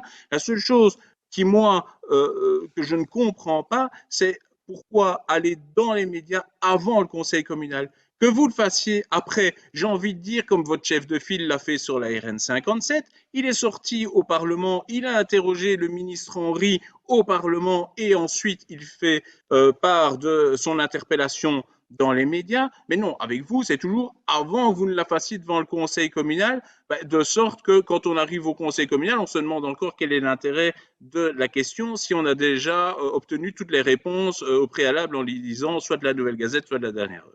Écoutez, chaque fois que vous nous présentez le conseil communal, on découvre le contenu dans la presse, vous l'annoncez dans la presse, dans les médias, avant que les conseillers communaux J'aimerais bien que vous me en aient fassiez, connaissance. Alors ne venez pas nous faire j'aimerais les bien que vous me reproches. fassiez un historique de ces soi-disant références, Monsieur Deschamps, parce que très sincèrement, il est très rare qu'il y ait des articles dans les différents médias régionaux sur le conseil communal qui va arriver. Enfin bon, si visiblement on ne peut pas poser de questions. Voilà. Si vous pouvez poser des questions, mais arrêtez de donner votre version des choses, qui est une version purement tronquée. On est là pour répondre à des questions, justement parce que vous les posez. On ne vous dit pas que vous ne pouvez pas poser des questions, que du contraire. À chaque conseil communal, vous avez 6 questions. Et elles sont quasiment toutes là. Et maintenant, vous avez même tellement peur que les conseillers de la majorité posent des questions qu'on a à peine envoyé la convocation que 3 minutes après, on reçoit votre mail avec les 6 questions de l'opposition. Écoutez, excusez-nous d'être rigoureux dans notre travail. Et Non, c'est pas rigoureux dans votre travail, monsieur Deschamps. C'est simplement que vous ne voulez. Non, c'est que vous ne voulez même pas laisser la parole aux autres. C'est bien ça le problème. Mais bon, on va pas faire ici le débat. Je pense que Philippe voulait dire quelque chose. Peut-être répéter une ou deux choses qui ont été dites, mais surtout mettre les choses au point. La démocratie, c'est un débat que l'on annonce au conseil communal au moment où il va être diffusé. De toute façon, je rappelle que l'ordre du jour est diffusé publiquement, que nous allons présenter tel dossier n'empêche pas le débat. Poser une question sans attendre la réponse et sans laisser l'opportunité à la personne qui est interrogée de répondre dans cet organe ici, qui est un lieu de démocratie et donc de débat, c'est réellement se foutre des réponses que l'on fait, c'est juste vouloir dénoncer quelque chose sans laisser l'opportunité de ce débat. Quand nous présentons un dossier au conseil communal, il n'est pas dit que l'opposition ne peut pas réagir, il n'est pas dit qu'il ne peut pas y avoir un amendement, qu'il ne peut pas avoir une correction. Pierre en a encore donné des exemples de corrections que nous faisons et d'éléments lorsqu'ils sont constructifs que nous prenons en compte. C'est ça, la démocratie, est uniquement ça. Ensuite vient l'information citoyenne, tracts, réseaux sociaux, médias. Évidemment que la politique a son droit à des tribunes et vous avez le droit de le faire, mais pas dans le désordre, ou sinon c'est plus un débat, c'est plus une réponse que je dois faire. Quel est l'intérêt de faire une réponse ici, puisque de toute façon vous avez déjà donné votre point de vue et vous avez sanctionné. Et enfin, puisqu'il s'agit de PST, Xavier l'a très bien dit, c'est un outil de gestion, n'en faisons pas un outil de politique. Le bulletin vient toujours à la fin, toujours à la fin.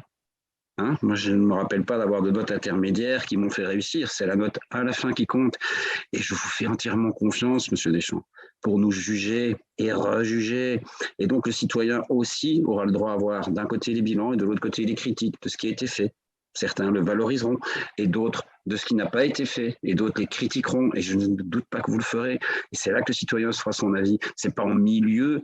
C'est comme si j'allais voir mon garagiste au milieu de la journée quand il me demande, il me dit à 16h, vous devez venir chercher votre voiture et que j'arrive à midi. Et c'est ce que vous faites pourtant. Ça paraît ridicule, mais c'est ce que vous faites. À midi, vous venez voir le garagiste et ma voiture, elle en est où? Elle sera finie à 16h. Ben, c'est ce que j'ai dit au matin. Et si elle n'est pas finie à 16h, vous le saurez à 16h. Et s'il y avait un problème, je vous aurais déjà prévenu. Et c'est ça réellement qui tronque un peu cette démocratie qui nous excède parfois un peu. On est tout prêt à répondre à vos questions, je pense qu'on le fait. Hein. Ici, les gens peuvent le voir, on prépare nos dossiers, on suit nos dossiers et on se fait un plaisir de faire encore vivre cette démocratie. Voilà, donc moi j'ai toujours plaisir à débattre, mais pas à l'envers, monsieur Deschamps, pas à l'envers. Vous avez déjà exprimé tout dans la note. Donc voilà. Et chaque dossier, chaque question que vous posez, c'est quelque part interroger sur le PST l'état d'avancement d'un dossier. Donc, c'est ce que vous faites et que vous avez l'occasion de faire conseil après conseil. Je me réjouis que vous le fassiez. Ça, c'est pour le positif, pour le négatif. Xavier l'a très bien résumé. Je trouve dommage ainsi que vous souhaitez ainsi faire pression sur les médias et vous vouliez ainsi les empêcher de faire leur travail clairement. Est-ce que j'ai mis une quelconque pression sur le média? Mais pardonne-moi, mais enfin voilà, à nouveau, tu ne l'as pas écouté, donc on ne fait pas un débat, ça ne sert à rien. Donc je ne veux pas te convaincre, mais essaye au moins de tenir en compte de ce qui a été dit juste et pas ressortir le même disque, quoi qu'on dise. Voilà. Oui, mais pour ça, il faut écouter, Philippe. C'est ça le problème. Bien, la question suivante qui est posée par Pierre à l'attention de Dominique au niveau de la culture. J'en prie, Pierre. C'est un peu difficile de passer après de tels échanges. Donc voilà, j'ai préparé une petite question pour Dominique que j'aurais pu aussi poser à Madame Van Petersen qui a la tutelle sur le PCS, parce que Guy Vedet, je pense que c'est suivi par le PCS, mais ça fait longtemps qu'on avait posé une question à Dominique Feignard, et donc j'en profite aujourd'hui sur Guy Vedet. Donc Guy Vedet, c'est un outil numérique de volontariat qui propose aux villes et associations une plateforme d'échange entre volontaires et demandes d'associations et villes. Cet outil permet de mener une politique coordonnée des volontaires communaux et de réaliser des projets solidaires, durables, concrets et locaux et de développer l'entraide et la solidarité envers les citoyens. Guy Vedet permet par ailleurs de communiquer efficacement vers le public avec une adresse web unique. Il s'agit d'un champ de communication supplémentaire pour toucher éventuellement un public particulier. Donc, vous aviez fait, Dominique, l'an dernier, en début d'année, une présentation avec un responsable de Guy Vedet. Et depuis, force est de constater qu'on n'a plus entendu grand-chose de ce dossier. Donc, on aimerait un petit peu, on vient un peu aux nouvelles pour savoir ce qu'il en est. Merci. Pierre, je te remercie pour la question. Et il est un fait que suite aux différents contacts que j'avais eus avec cette plateforme de bénévolat, le dossier avait suivi son cours au sein du service de la culture. Alors, vu l'intérêt pouvant être général pour l'ensemble de la population et des services communaux, bien qu'initiateur du projet, c'est le PCS qui a repris le dossier fin juin 2021. À ce moment-là, la plateforme en elle-même avait suggéré au PCS de lancer un appel en interne proposant aux services communaux une présentation de la plateforme virtuelle, enfin en virtuel, vu que, pour rappel, on était en période déjà de Covid à l'époque. Malheureusement, l'appel avait rencontré que très peu de retours et il y avait des échevins qui s'étaient inscrits pour avoir cette présentation, mais malheureusement, aucun service n'avait marqué d'intérêt. Considérant que la période était aussi particulière, vu que en ayant repris fin juin, on était à la veille des vacances annuelles et la reprise en présentiel aussi qui débutait. Donc, Véronique a remis l'ouvrage sur le métier en relançant la campagne en septembre, en informant aussi les Écossinois par le biais des réseaux sociaux d'une part, mais aussi par des autres canaux plus privilégiés, dont par exemple l'association des commerçants. Une information a été aussi transmise via le bulletin communal. Donc, on n'est pas resté sans rien faire. Véron n'est pas resté sans rien faire. Et donc, différents moyens de communication ont été mis en place et différents contacts aussi. Mais encore une fois, aucune réaction. Suite à un contact avec Mélanie de Tournai, elle a été la seule à inscrire les Amis du Folklore sur le site. C'est toujours la seule association inscrite pour le moment. Et il y a quelques candidats bénévoles, mais aucune autre association. Une possible étape consistante en une inscription d'office aurait pu être imaginée pour l'ensemble des associations du territoire, et puis de leur demander d'activer leur inscription et de modifier éventuellement leurs données. C'est un procédé qui aurait pu être réalisé sans leur consentement, mais c'est aussi une procédure qui aurait été beaucoup plus agressive et susceptible d'engendrer de la méfiance. Et puis, c'est une démarche qui, à mon sens, aurait été antidémocratique car elle n'aurait pas été volontaire. C'est ce qu'on recherche aussi au niveau de la plateforme, c'est que ce soit une plateforme de bénévolat, de volontariat, mais il faut que les associations s'inscrivent aussi dans une démarche particulière et personnelle. Donc, le constat actuel se résume en un échec par le non-intérêt général, alors que nous devons aussi garder à l'esprit que les associations n'ont pas fonctionné ou alors de manière inhabituelle de par le contexte de pandémie et de ces restrictions du moment. Nous sommes à un moment de réflexion aussi quant à la suite qui sera donnée car des impératifs tant administratifs envers la région wallonne, d'une part, que financiers d'autre part. Envers la région wallonne, il se résume par toute nouvelle action du PCL qui doit être inscrite dans son programme, dans le document, doit être validé par le collège et le conseil communal avant le 31 mars de chaque année. D'autre part, le financement entraînera aussi des frais annexes qui inquiètent notre agente référente. La plateforme suggère différentes formes de rencontres, mais qui auront aussi un coût. Mais il y a un élément que nous ne devons pas oublier aussi, c'est que depuis il y a 2 ans, 2019, il y a eu une révision lors de l'ensemble du dossier des PCS que la région wallonne faisait un appel et il y a eu plus de communes qui ont été reprises dans la dynamique et ce qui veut dire que comme on est en enveloppe fermée, les budgets d'aucun PCS ont été revus à la baisse et ici à Écossines, nous avons perdu 10 000 €, mais qui font le bonheur d'autres PCS. Donc voilà, il y a différents éléments qui font que, et puis au niveau du local, Enfin, en ce qui me concerne, en tant qu'initiateur du plan de cohésion sociale locale lors des mandatures antécédentes, ben, je désire que tous les projets hautement sociaux, notamment l'épicerie sociale, ne soient pas mis en danger, et donc une réflexion sera développée dans les jours qui viennent, afin que nous puissions prendre attitude.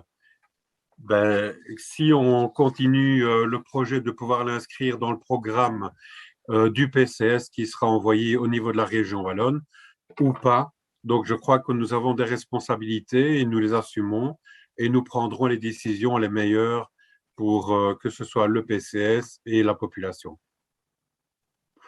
Maintenant, si Muriel a d'autres éléments à ajouter, il n'y a aucun souci. Muriel ? À mon micro, je ne voulais pas se mettre en route, excusez-moi. Mais voilà, mais je pense que tu as bien résumé les choses, hein, Dominique. Effectivement, il y a eu plusieurs tentatives de lancement du projet. Malheureusement, peu de personnes adhèrent à cette plateforme et donc ne permet pas sa mise en route simplement. Donc, enfin, Véronique Masse, en tout cas, qui est au PCS, va probablement tenter une relance ou l'autre, mais on doit en tout cas en discuter parce que malheureusement, je pense que c'est arrivé aussi à un mauvais moment. Hein. Je crois que la période est ce qu'elle est. Ça ne suscite pas justement les rencontres, etc. et les discussions autour de ce genre de nouveaux projets, malheureusement. Mais voilà, je pense que Dominique a fait le tour de la question et nous aurons en tout cas l'occasion d'en discuter. Mais je pense qu'il est le temps effectivement de faire le point sur ce projet et sur son avenir. Voilà. Si je peux encore, parce qu'en fait, apparemment, les difficultés que nous rencontrons, elles sont un peu générales, en fait. Il y a d'autres communes qui essayent aussi de le lancer et qui rencontrent très peu de retours ou quasi aucun retour. Donc, il nous faudra voir de ce côté-là. Et puis, je crois qu'au niveau de la population, il y a aussi un mode de fonctionnement qui est quand même relativement propre à notre commune. C'est que beaucoup d'échanges se font déjà par les réseaux sociaux.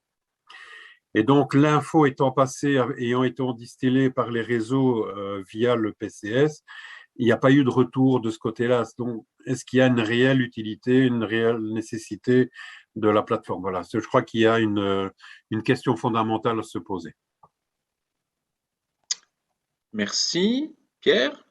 Oui, un grand merci pour la réponse complète, comme d'habitude, Dominique, et aussi pour la franchise. Hein, donc, je vous posais la question, ce n'était pas pour mettre le doigt là où ça fait spécialement mal, c'est simplement que je trouvais personnellement que c'était pas mal, mais comme tu dis aussi, les réseaux sociaux ont pris aussi le pas quand on voit un groupe comme Éco-Entraide, par exemple, qui est là pour bien aider la population. Donc voilà, je remarque aussi qu'il y a certaines communes avoisinantes qui ont la même chose, comme Soigny et Braine-le-Comte. Et là, bon, c'est vrai que ce sont des plus grandes villes, mais on voit que là, il y a quand même un petit peu plus d'opportunités, donc d'associations qui demandent de l'aide, comme par exemple à Soigny, ils demandent des gens pour le suivi de la maintenance des bâtiments scolaires, un secrétaire. Donc il y a un petit peu de tout. Ils cherchent des bénévoles pour faire de l'accueil de la petite enfance, etc., pour faire du bénévolat dans des boutiques. Donc je pense que c'est assez mal connu aussi et que ça vaudrait quand même peut-être la peine de quand même réessayer une fois que la pandémie sera derrière nous. Mais de toute façon, écoute, merci pour ton appréciation de réponse. Mais voilà, c'est vrai qu'il n'y a pas de porte de derrière, c'est toujours en toute franchise. Merci à tous les deux. Pierre, je t'attends pour l'ACARA à l'issue du conseil. La question suivante nous est posée par Sébastien et Bernard, à mon attention, par rapport au parc espace Julos-Bocarne. Je vous en prie. Oui, voilà, comme vous l'avez rappelé, c'est une question conjointe qui concerne Julos Bocarne. Donc, durant toute sa carrière, le chanteur et poète Julos Bocarne a fait parler d'Écosine dans le monde entier. C'est notamment ce qui a fait qu'il a été reconnu comme citoyen d'honneur de la commune d'Écosine. Julos est connu aux quatre coins de la planète. Il est à l'origine d'une œuvre considérable, des disques, des livres, des pagodes, etc., etc. Chaque fois que Julos revenait à Écosine, c'était un événement. En 2005, plus de 650 personnes avaient assisté au concert organisé sous chapiteau sous le parking du carrefour de la rue de la Haye. Malheureusement, en septembre 2021, Julos s'est éteint. Julos était un homme du Sud. Il a fait ses primeurs à l'école du Sacré-Cœur et sa communion à l'église du Sacré-Cœur. Son premier concert, il l'a donné au Royal à la place Cousin. Il habitait à la rue Victor Cuvelier et son papa était marchand de machines agricoles dans cette même rue. C'est tout naturellement qu'un espace dédié à sa mémoire devrait être consacré dans le quartier de son enfance plutôt qu'au parc du souvenir. Au lieu de vouloir, pour nous, rebaptiser le parc de souvenirs en parc Julos Bocarn et ne pas valoriser le souvenir du parc de souvenirs à la mémoire de nos anciens combattants, dans ce cas-là, nous proposerons de rebaptiser l'église du Sacré-Cœur en église du Sacré-Cœur en centre culturel Julos Bocarn ou d'aménager un square sur le côté de l'église à sa mémoire. Merci. Qu'en pensez-vous? Alors, lors du conseil communal du mois de septembre, nous avons rendu en effet hommage à Julos Bocarn qui était décédé quelques jours plus tôt. À cette occasion, j'ai annoncé que le collège communal avait rebaptisé le parc du souvenir en son nom et que nous allions notamment y planter un arbre. Cet arbre a d'ailleurs été planté au début du mois de décembre de l'année dernière. Nous vivons dans un village de 35 km² et vous voulez créer un communautarisme nord-sud, pourquoi pas Marche-et-Caussin et après. Vous n'illustrez à travers ce comportement absolument pas la philosophie de Julos Bocarn qui était celle du rassemblement des femmes et des hommes plutôt que de leur division. Le 4 février 2020, vous avez voté pour la fiche projet relative à la réhabilitation du Sacré-Cœur. Je ne vous apprendrai dès lors rien en vous rappelant que la description du projet mentionne clairement, et c'est une des conditions de subsidiation par la région wallonne, que le bâtiment sera réaffecté en un lieu de vie polyvalent et modulable à destination des habitants, des associations et des acteurs touristico-culturels. De plus, le projet sera également conçu comme un espace permanent de rencontres et de vivre ensemble en dehors des activités organisées. Il ne peut dès lors pas être question d'un centre culturel comme vous le proposez.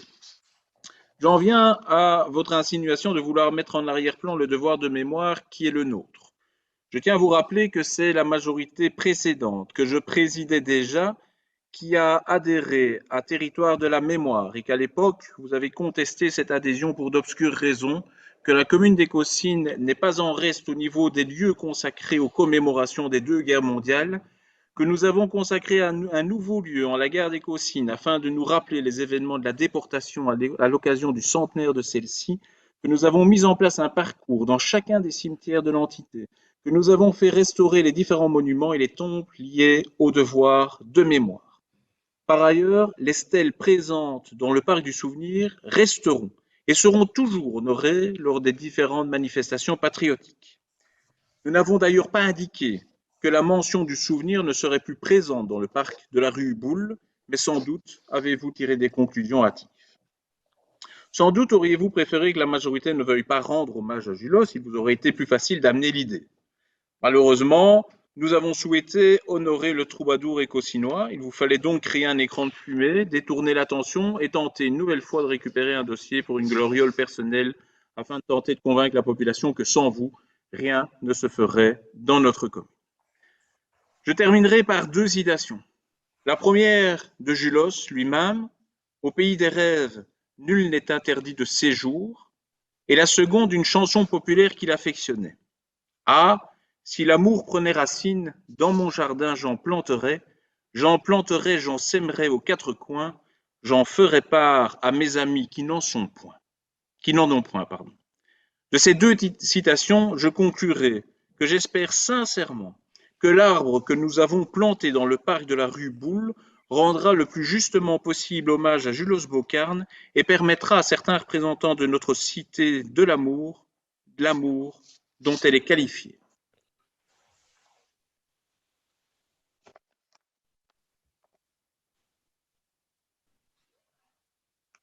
Sébastien. Oui, ben, je regrette une fois de plus ces attaques personnelles qui ne font pas avancer le débat. Une fois de plus, j'ai quand même organisé à plusieurs reprises des concerts de Julos Bocarn et puis avec Pierre Rompato notamment, et je dois dire que je tiens vraiment particulièrement à cœur au fait qu'on rende mémoire à Julos, ça nous est très, très important. Mais Je n'ai pas dit le contraire. Mais je tiens à préciser qu'à aucun moment, un point relatif à une décision formelle de la colonisation du parc dédié à Jos Bocarn n'a été soumis au vote des membres du conseil communal. On a peut-être mis un arbre, mais rien n'a encore matérialisé globalement par rapport à ça. Et donc, au sein de notre groupe, on trouve dommageable de détourner ainsi le parc du souvenir de sa première vocation, même si vous dites que le contraire. Et donc, on pense que même si on pense que ce serait bien peut-être de faire un square à côté de l'église du Sacré-Cœur, comme Bernard l'a dit, ce serait vraiment sympa de lui rendre hommage à cet endroit-là. Et je regrette un peu cette polémique que vous faites par rapport à notre proposition qui est constructive, comme on en fait lors de chaque conseil communal. On vous propose des choses et finalement, vous montez chaque fois sur vos grands chevaux. Et on le regrette vraiment sincèrement. C'est vraiment difficile d'avoir une oreille attentive de votre part. Chaque fois, vous êtes très, très agressif.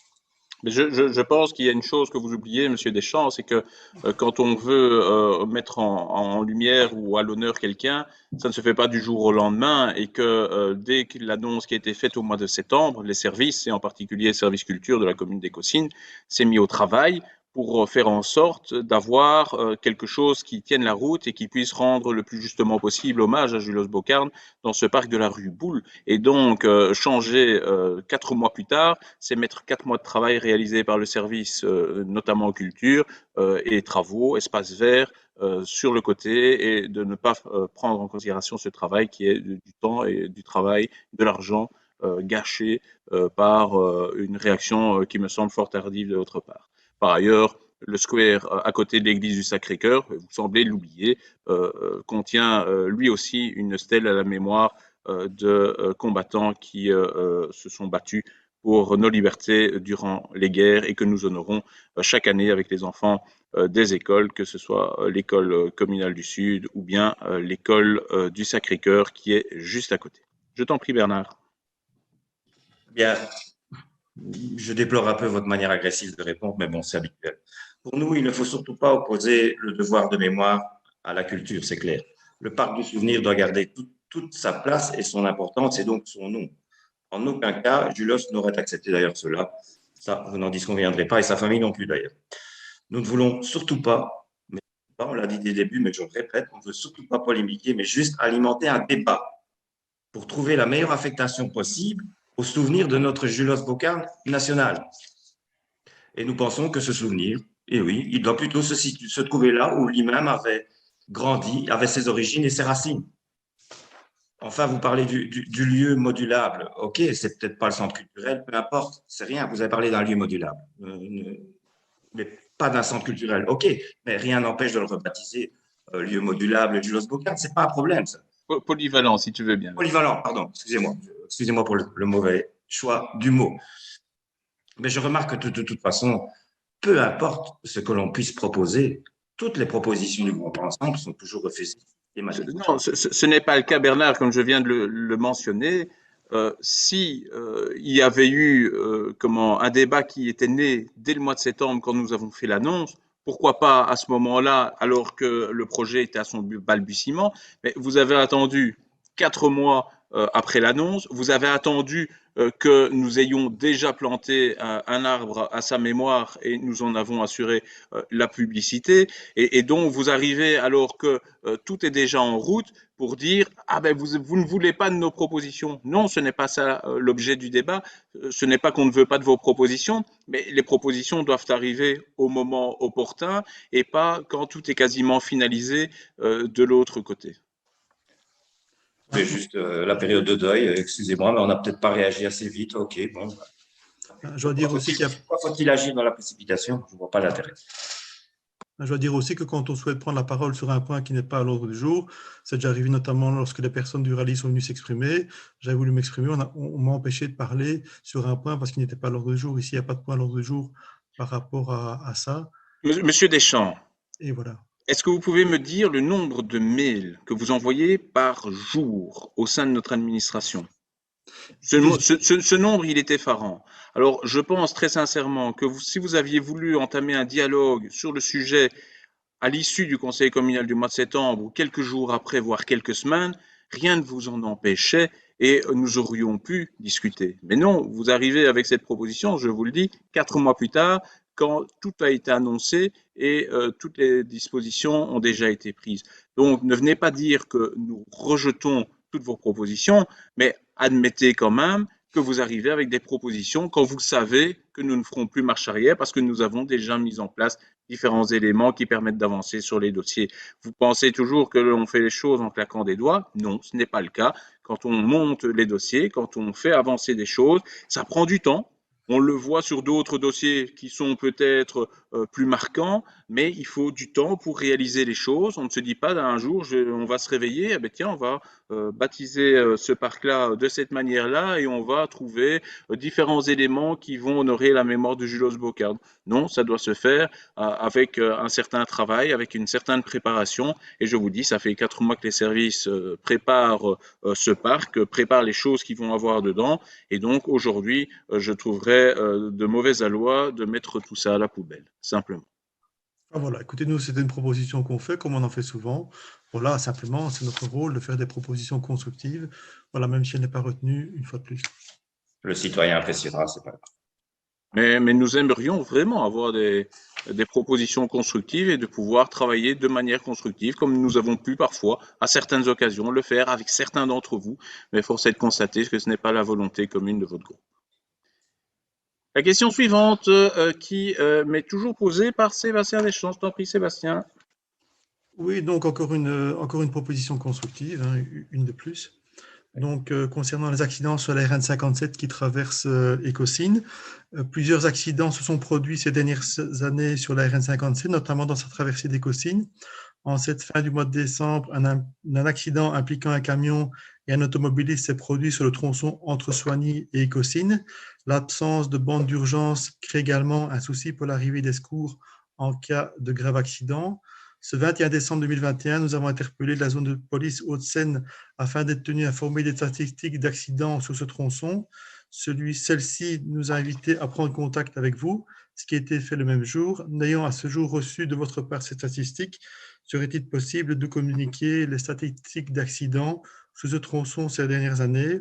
Compte tenu de ces chiffres, envisagez-vous opportun qu'une commission provinciale de sécurité routière du Hainaut associant le service public de Wallonie, la police, les autorités communales, elles se réunissent afin d'examiner la meilleure façon de sécuriser cet axe?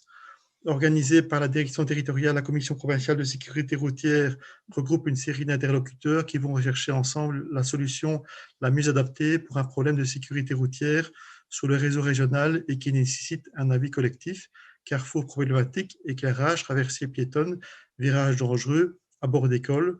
Parmi les solutions envisagées afin d'assurer une sécurité optimale des usagers de la route, nous préconisons par exemple d'examiner la possibilité d'avoir une ligne continue dans la traversée d'Écosine. L'objectif est de renforcer davantage encore la sécurité dans cet axe qui a déjà connu des accidents mortels suite à des dépassements trop risqués. Qu'en pensez-vous? Demande d'information. Merci.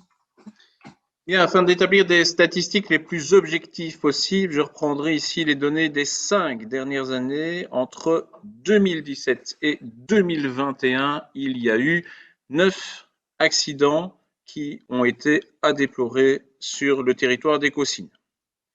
En 2017, il n'y a pas eu d'accident, de même qu'en 2018.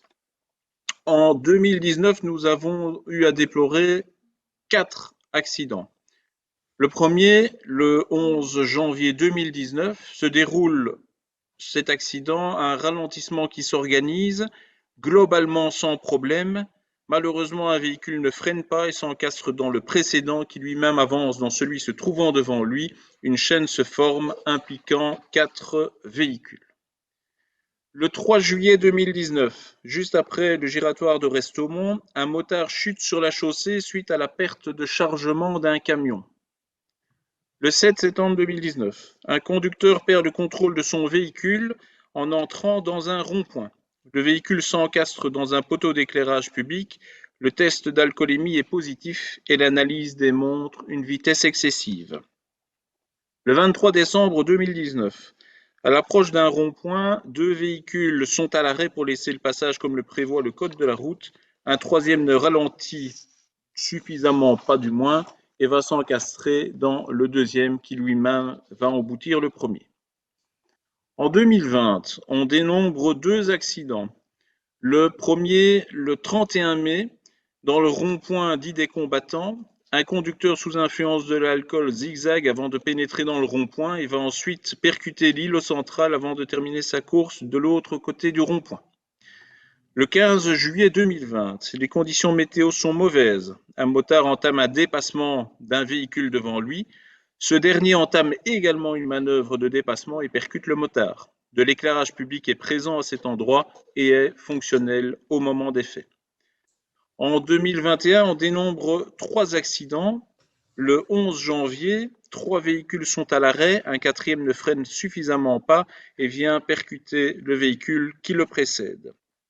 Le 13 février 2021, un véhicule fait un tout droit dans le rond-point dit d'Anselme-Marie, fait plusieurs tonneaux et termine sur le toit. Le conducteur a indiqué à la police qu'il avait été ébloui par le soleil et n'avait pas vu le rond-point. Il est testé négatif à l'éthylomètre. Le 27 mai 2021, une file se forme. 2 véhicules n'arrivent pas à ralentir suffisamment et percutent ceux qui sont déjà à l'arrêt. Pour résumer, ces 9 accidents sur 5 ans, soit un peu moins de 2 accidents par an, il y a eu 4 défauts de freinage entraînant une collision en chaîne, un conducteur sous influence de l'alcool, un conducteur sous influence de l'alcool et roulant à une vitesse excessive, une manœuvre de dépassement, un éblouissement par le soleil et une chute suite à la perte de chargement d'un camion. Des analyses de la police, la conclusion qui a été tirée par les spécialistes est que l'infrastructure de la chaussée n'est jamais en cause. Monsieur le ministre de la Mobilité, comme je l'ai dit tout à l'heure, et des infrastructures, a été interrogé au sein du Parlement de Wallonie sur le sujet. Il tirera à n'en point douter des conclusions qui s'imposent et, le cas échéant, s'il le juge utile, demandera la tenue d'une commission provinciale de la sécurité routière sur le sujet. Merci pour cette réponse. On voit quand même qu'au fur et à mesure des années, que la circulation sur cet axe a tendance à augmenter, notamment aux heures de pointe. Et comme vous l'avez dit, donc François Desquin, député wallon, a interpellé le ministre wallon des Travaux publics sur le sujet. Je pense que ce serait opportun que nous aussi, commune d'Écosine, on attire l'attention sur cette situation. Je pense notamment quand il y a un accident, ce n'est pas facile pour les services de secours de pouvoir accéder à la RN 57. Ce serait peut-être intéressant que les services compétents du service public de Wallonie examinent les possibilités d'accès en cas d'accident. Également, examinent peut-être si on peut envisager ou pas, dans certains tronçons, de mettre une ligne continue pour éviter, sur le territoire d'Écosine, pour éviter les déplacements. Je pense que c'est intéressant de confier cette mission aux professionnels de la sécurité routière, même si vous dites que la zone de police trouve que ce n'est pas excessif comme accident. Mais bon, c'est toujours des accidents en trop quelque part. Alors, la dernière question, toujours de Sébastien Deschamps. Donc, tout le monde a droit à la parole. À l'attention de Philippe Dumortier. Je t'en prie. Oui, merci. Donc, je pose une question à l'échelon des travaux concernant la jonction entre les 2 portions de la rue Croisette. La RN 57 reliant la Louvière à Enghien représente un fameux raccourci pour les usagers de la route. Favorisant un rapprochement des différentes régions, cette route permet également aux camions d'éviter de devoir emprunter le centre de la commune et par là abîmer les voiries communales pour accéder à l'autoroute. Malgré que cette route présente de nombreux avantages, celle-ci entraîne inévitablement des nuisances. Parmi celles-ci figurent les nuisances sonores, des aménagements visant à limiter au maximum les bruits engendrés par le passage régulier des véhicules motorisés seraient les bienvenus pour les riverains de la rue Profondrieux et de Croisette. Aux heures de pointe, le trafic est très important. Simultanément à la création de la RN 57, une passerelle pour les piétons et les cyclistes devait être construite au-dessus de la RN 57, entre le rond-point de Mignot et de Restomont, afin de permettre l'accès d'un côté à l'autre de la rue Croisette, coupée par la nationale. Actuellement, en l'absence de cette passerelle, les piétons et les cyclistes enjambent la palissade de sécurité pour traverser la route nationale et rejoindre l'autre bout de la rue. Cette situation représente un réel danger pour nos piétons et cyclistes, eu égard à la grande vitesse des automobilistes. La construction de cette passerelle permettrait de sécuriser davantage cette traversée. Des démarches ont notamment été entreprises par le passé en vue de réaliser cette passerelle et d'installer des panneaux anti-bruit. Lors du Conseil communal de février 2021, nous vous proposions de relancer les démarches auprès de la région wallonne et du ministre Henry visant à installer une passerelle cyclopiétonne au-dessus de la RN57. En réponse à notre interpellation, vous proposiez une alternative à la passerelle et vous nous précisiez ceci. Et par la suite, et c'est l'objet de l'alternative à la passerelle que je compte proposer dans le futur, nous disaient les chefs de travaux, on pourrait envisager d'utiliser le tunnel existant sous la RN57, situé au niveau de la station de potabilisation, pour réaliser une jonction vers l'autre partie de la rue Croisette. Ce projet nécessitera une réfection et une amélioration du sentier existant. L'objectif serait de relier la rue Croisette vers ce tunnel, ainsi qu'une autre jonction permettant de relier la sortie du sentier 109 jusqu'à ce même tunnel en longeant la nationale.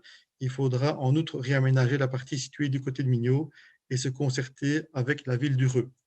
Et donc, je voulais savoir un petit peu, un an plus tard, pourriez-vous nous préciser où en sont l'état des démarches, demande d'information. Merci.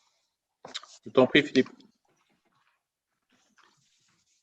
Je pense que tu as dû rater un dossier qui avait été proposé et qui n'a pas été retenu, mais tu m'avais posé une question là-dessus, donc je m'étonne, donc je n'y reviens pas. Trois choses. D'abord, la passerelle, si elle avait été construite au moment où on avait construit la nationale, si ce projet avait été possible, il est quand même dommageable qu'on y revienne si longtemps après. Tu peux me rappeler quand est-ce que cette passerelle aurait dû idéalement être construite? Oh, c'était au temps où Michel Dardenne était ministre des Travaux publics, le socialiste. Il y avait notamment des échanges de courriers. Quand est-ce que la nationale a-t-elle été construite? Oh, quand Michel Dardenne était ministre. Et quand tu étais échevin? Non, pas du tout, c'était avant. C'était avant que tu ne sois échevin? Oui, bien sûr. D'accord. Tu as été échevin pendant? Je n'étais pas échevin des travaux. Et même ça aussi. Tout est dit, tout est résumé. Mais je vais quand même aller un peu plus loin, parce que sinon, on va dire qu'on ne fait que de l'histoire. Tu as quand même eu 12 ans pour le faire, et 18 ans en tout, 24 ans pour aller. OK. Je l'ai dit, je le redis, cette passerelle n'est pas une solution et elle n'est pas viable. C'est une passerelle cyclo-piétonne. Ce n'est pas un simple piétonnier. Si on veut adapter cela, il va falloir faire des rampes d'accès monstrueuses. Alors qu'il y a 2 tunnels qui passent sous la nationale. Nous sommes en train de travailler, et nous l'avons montré, sur la logique de maillage vélo pour relier non seulement les entités les villages de notre commune, mais aussi maintenant d'étendre ce plan et de se relier aux autres communes voisines. C'est ça, non seulement une mobilité touristique, mais surtout une mobilité douce, fonctionnelle, qui pourra servir pour des gens qui désirent se déplacer de manière professionnelle. 3 dossiers. Le premier, relier la rue Pont-Louis, ça a été fait. On a fait une liaison cyclo-piétonne rue du chemin de fer, parfait. Il nous manque maintenant une liaison qui nous ramène vers la gare via Malon-Fontaine, c'est ce que j'appelle le tracé de la ligne 107, pas sur la ligne 37, mais 107, pardon, mais juste à côté. Ce projet nous a été refusé une première fois, nous en avions eu d'autres, maintenant nous le relançons, c'est la première chose. Nous avons une bonne nouvelle, des bonnes nouvelles, puisque nous avons maintenant des possibilités de subsidiation vélo via le plan d'investissement wallon sur le cyclable, donc j'en oublie les acronymes, le PIWASSI, pardon, donc plan d'investissement Wallonie cyclable. Nous remettons 3 dossiers. Nous avons 3 demandes. Une qui va permettre cette jonction qui prolonge la rue de Pont-Louis, qui va en dessous de la nationale. La deuxième en venant de Malon, et la troisième qui viendra, et ça c'est un projet à part, que nous prendrions sur fonds propres, si la région wallonne nous en donne l'autorisation, c'est de relier le débouché du rond-point de Restomont vers la rue de Croisette, justement précisément, en longeant cette nationale entre la station de potabilisation et la nationale. Nous avons eu des contacts avec les ingénieurs. Nous avons, et je t'en disais tantôt lorsque tu me parlais du covoiturage, une réunion encore la semaine prochaine avec les ingénieurs pour demander l'élagage de cette portion sortant de Restaumont, pour demander l'autorisation de mettre un cheminement en empierrement de type poussier. Et là, on relie le tunnel à partir de Restaumont. On évite une traversée dangereuse qui n'est pas négligeable, c'est ce fameux rond-point. La deuxième, c'est d'utiliser évidemment la ligne 107 et son tracé. Et la troisième, c'est de finaliser ce maillage Malon-Fontaine. Ces trois dossiers sont sur la table. Deux feront l'objet de subventions. Nous aurons lesquels sera retenu par la région Wallonne. Je ne doute pas que au moins 2 de ces projets seront retenus. D'après les informations qui me reviennent, voilà pour les éléments. La passerelle, donc, je le dis, je le redis, c'est plus de 500 000 €. C'est inacceptable dans l'état actuel des finances wallonnes. Je pense qu'il faut que tu le comprennes aussi. Nous avons des solutions alternatives existantes et donc c'est celle-là que nous voulons mettre en place. Et je ne doute pas que le maillage mobilité est discuté actuellement, d'après les informations que je sais, entre différents échevins de la mobilité, surtout entre les bourgmestres des différentes communes de la communauté urbaine du centre, dans le cadre des subsides supracommunaux qui sont attendus dans les années à venir. Donc voilà pour l'état d'avancement de ce dossier. Nous relançons la ligne 107 et nous avons 2 projets maintenant supplémentaires juste pour cette partie-là, puisqu'il y en a bien d'autres évidemment qui sont en cours de préparation. J'espère avoir répondu à ta question, qui est effectivement importante, mais qui doit trouver des alternatives viables et finançables. Ok, nous suivrons attentivement le suivi de ce dossier. Merci. Merci Philippe. C'était donc la dernière question. Il me reste à vous souhaiter une bonne soirée et à vous donner rendez-vous le lundi 28 février pour notre prochain conseil communal.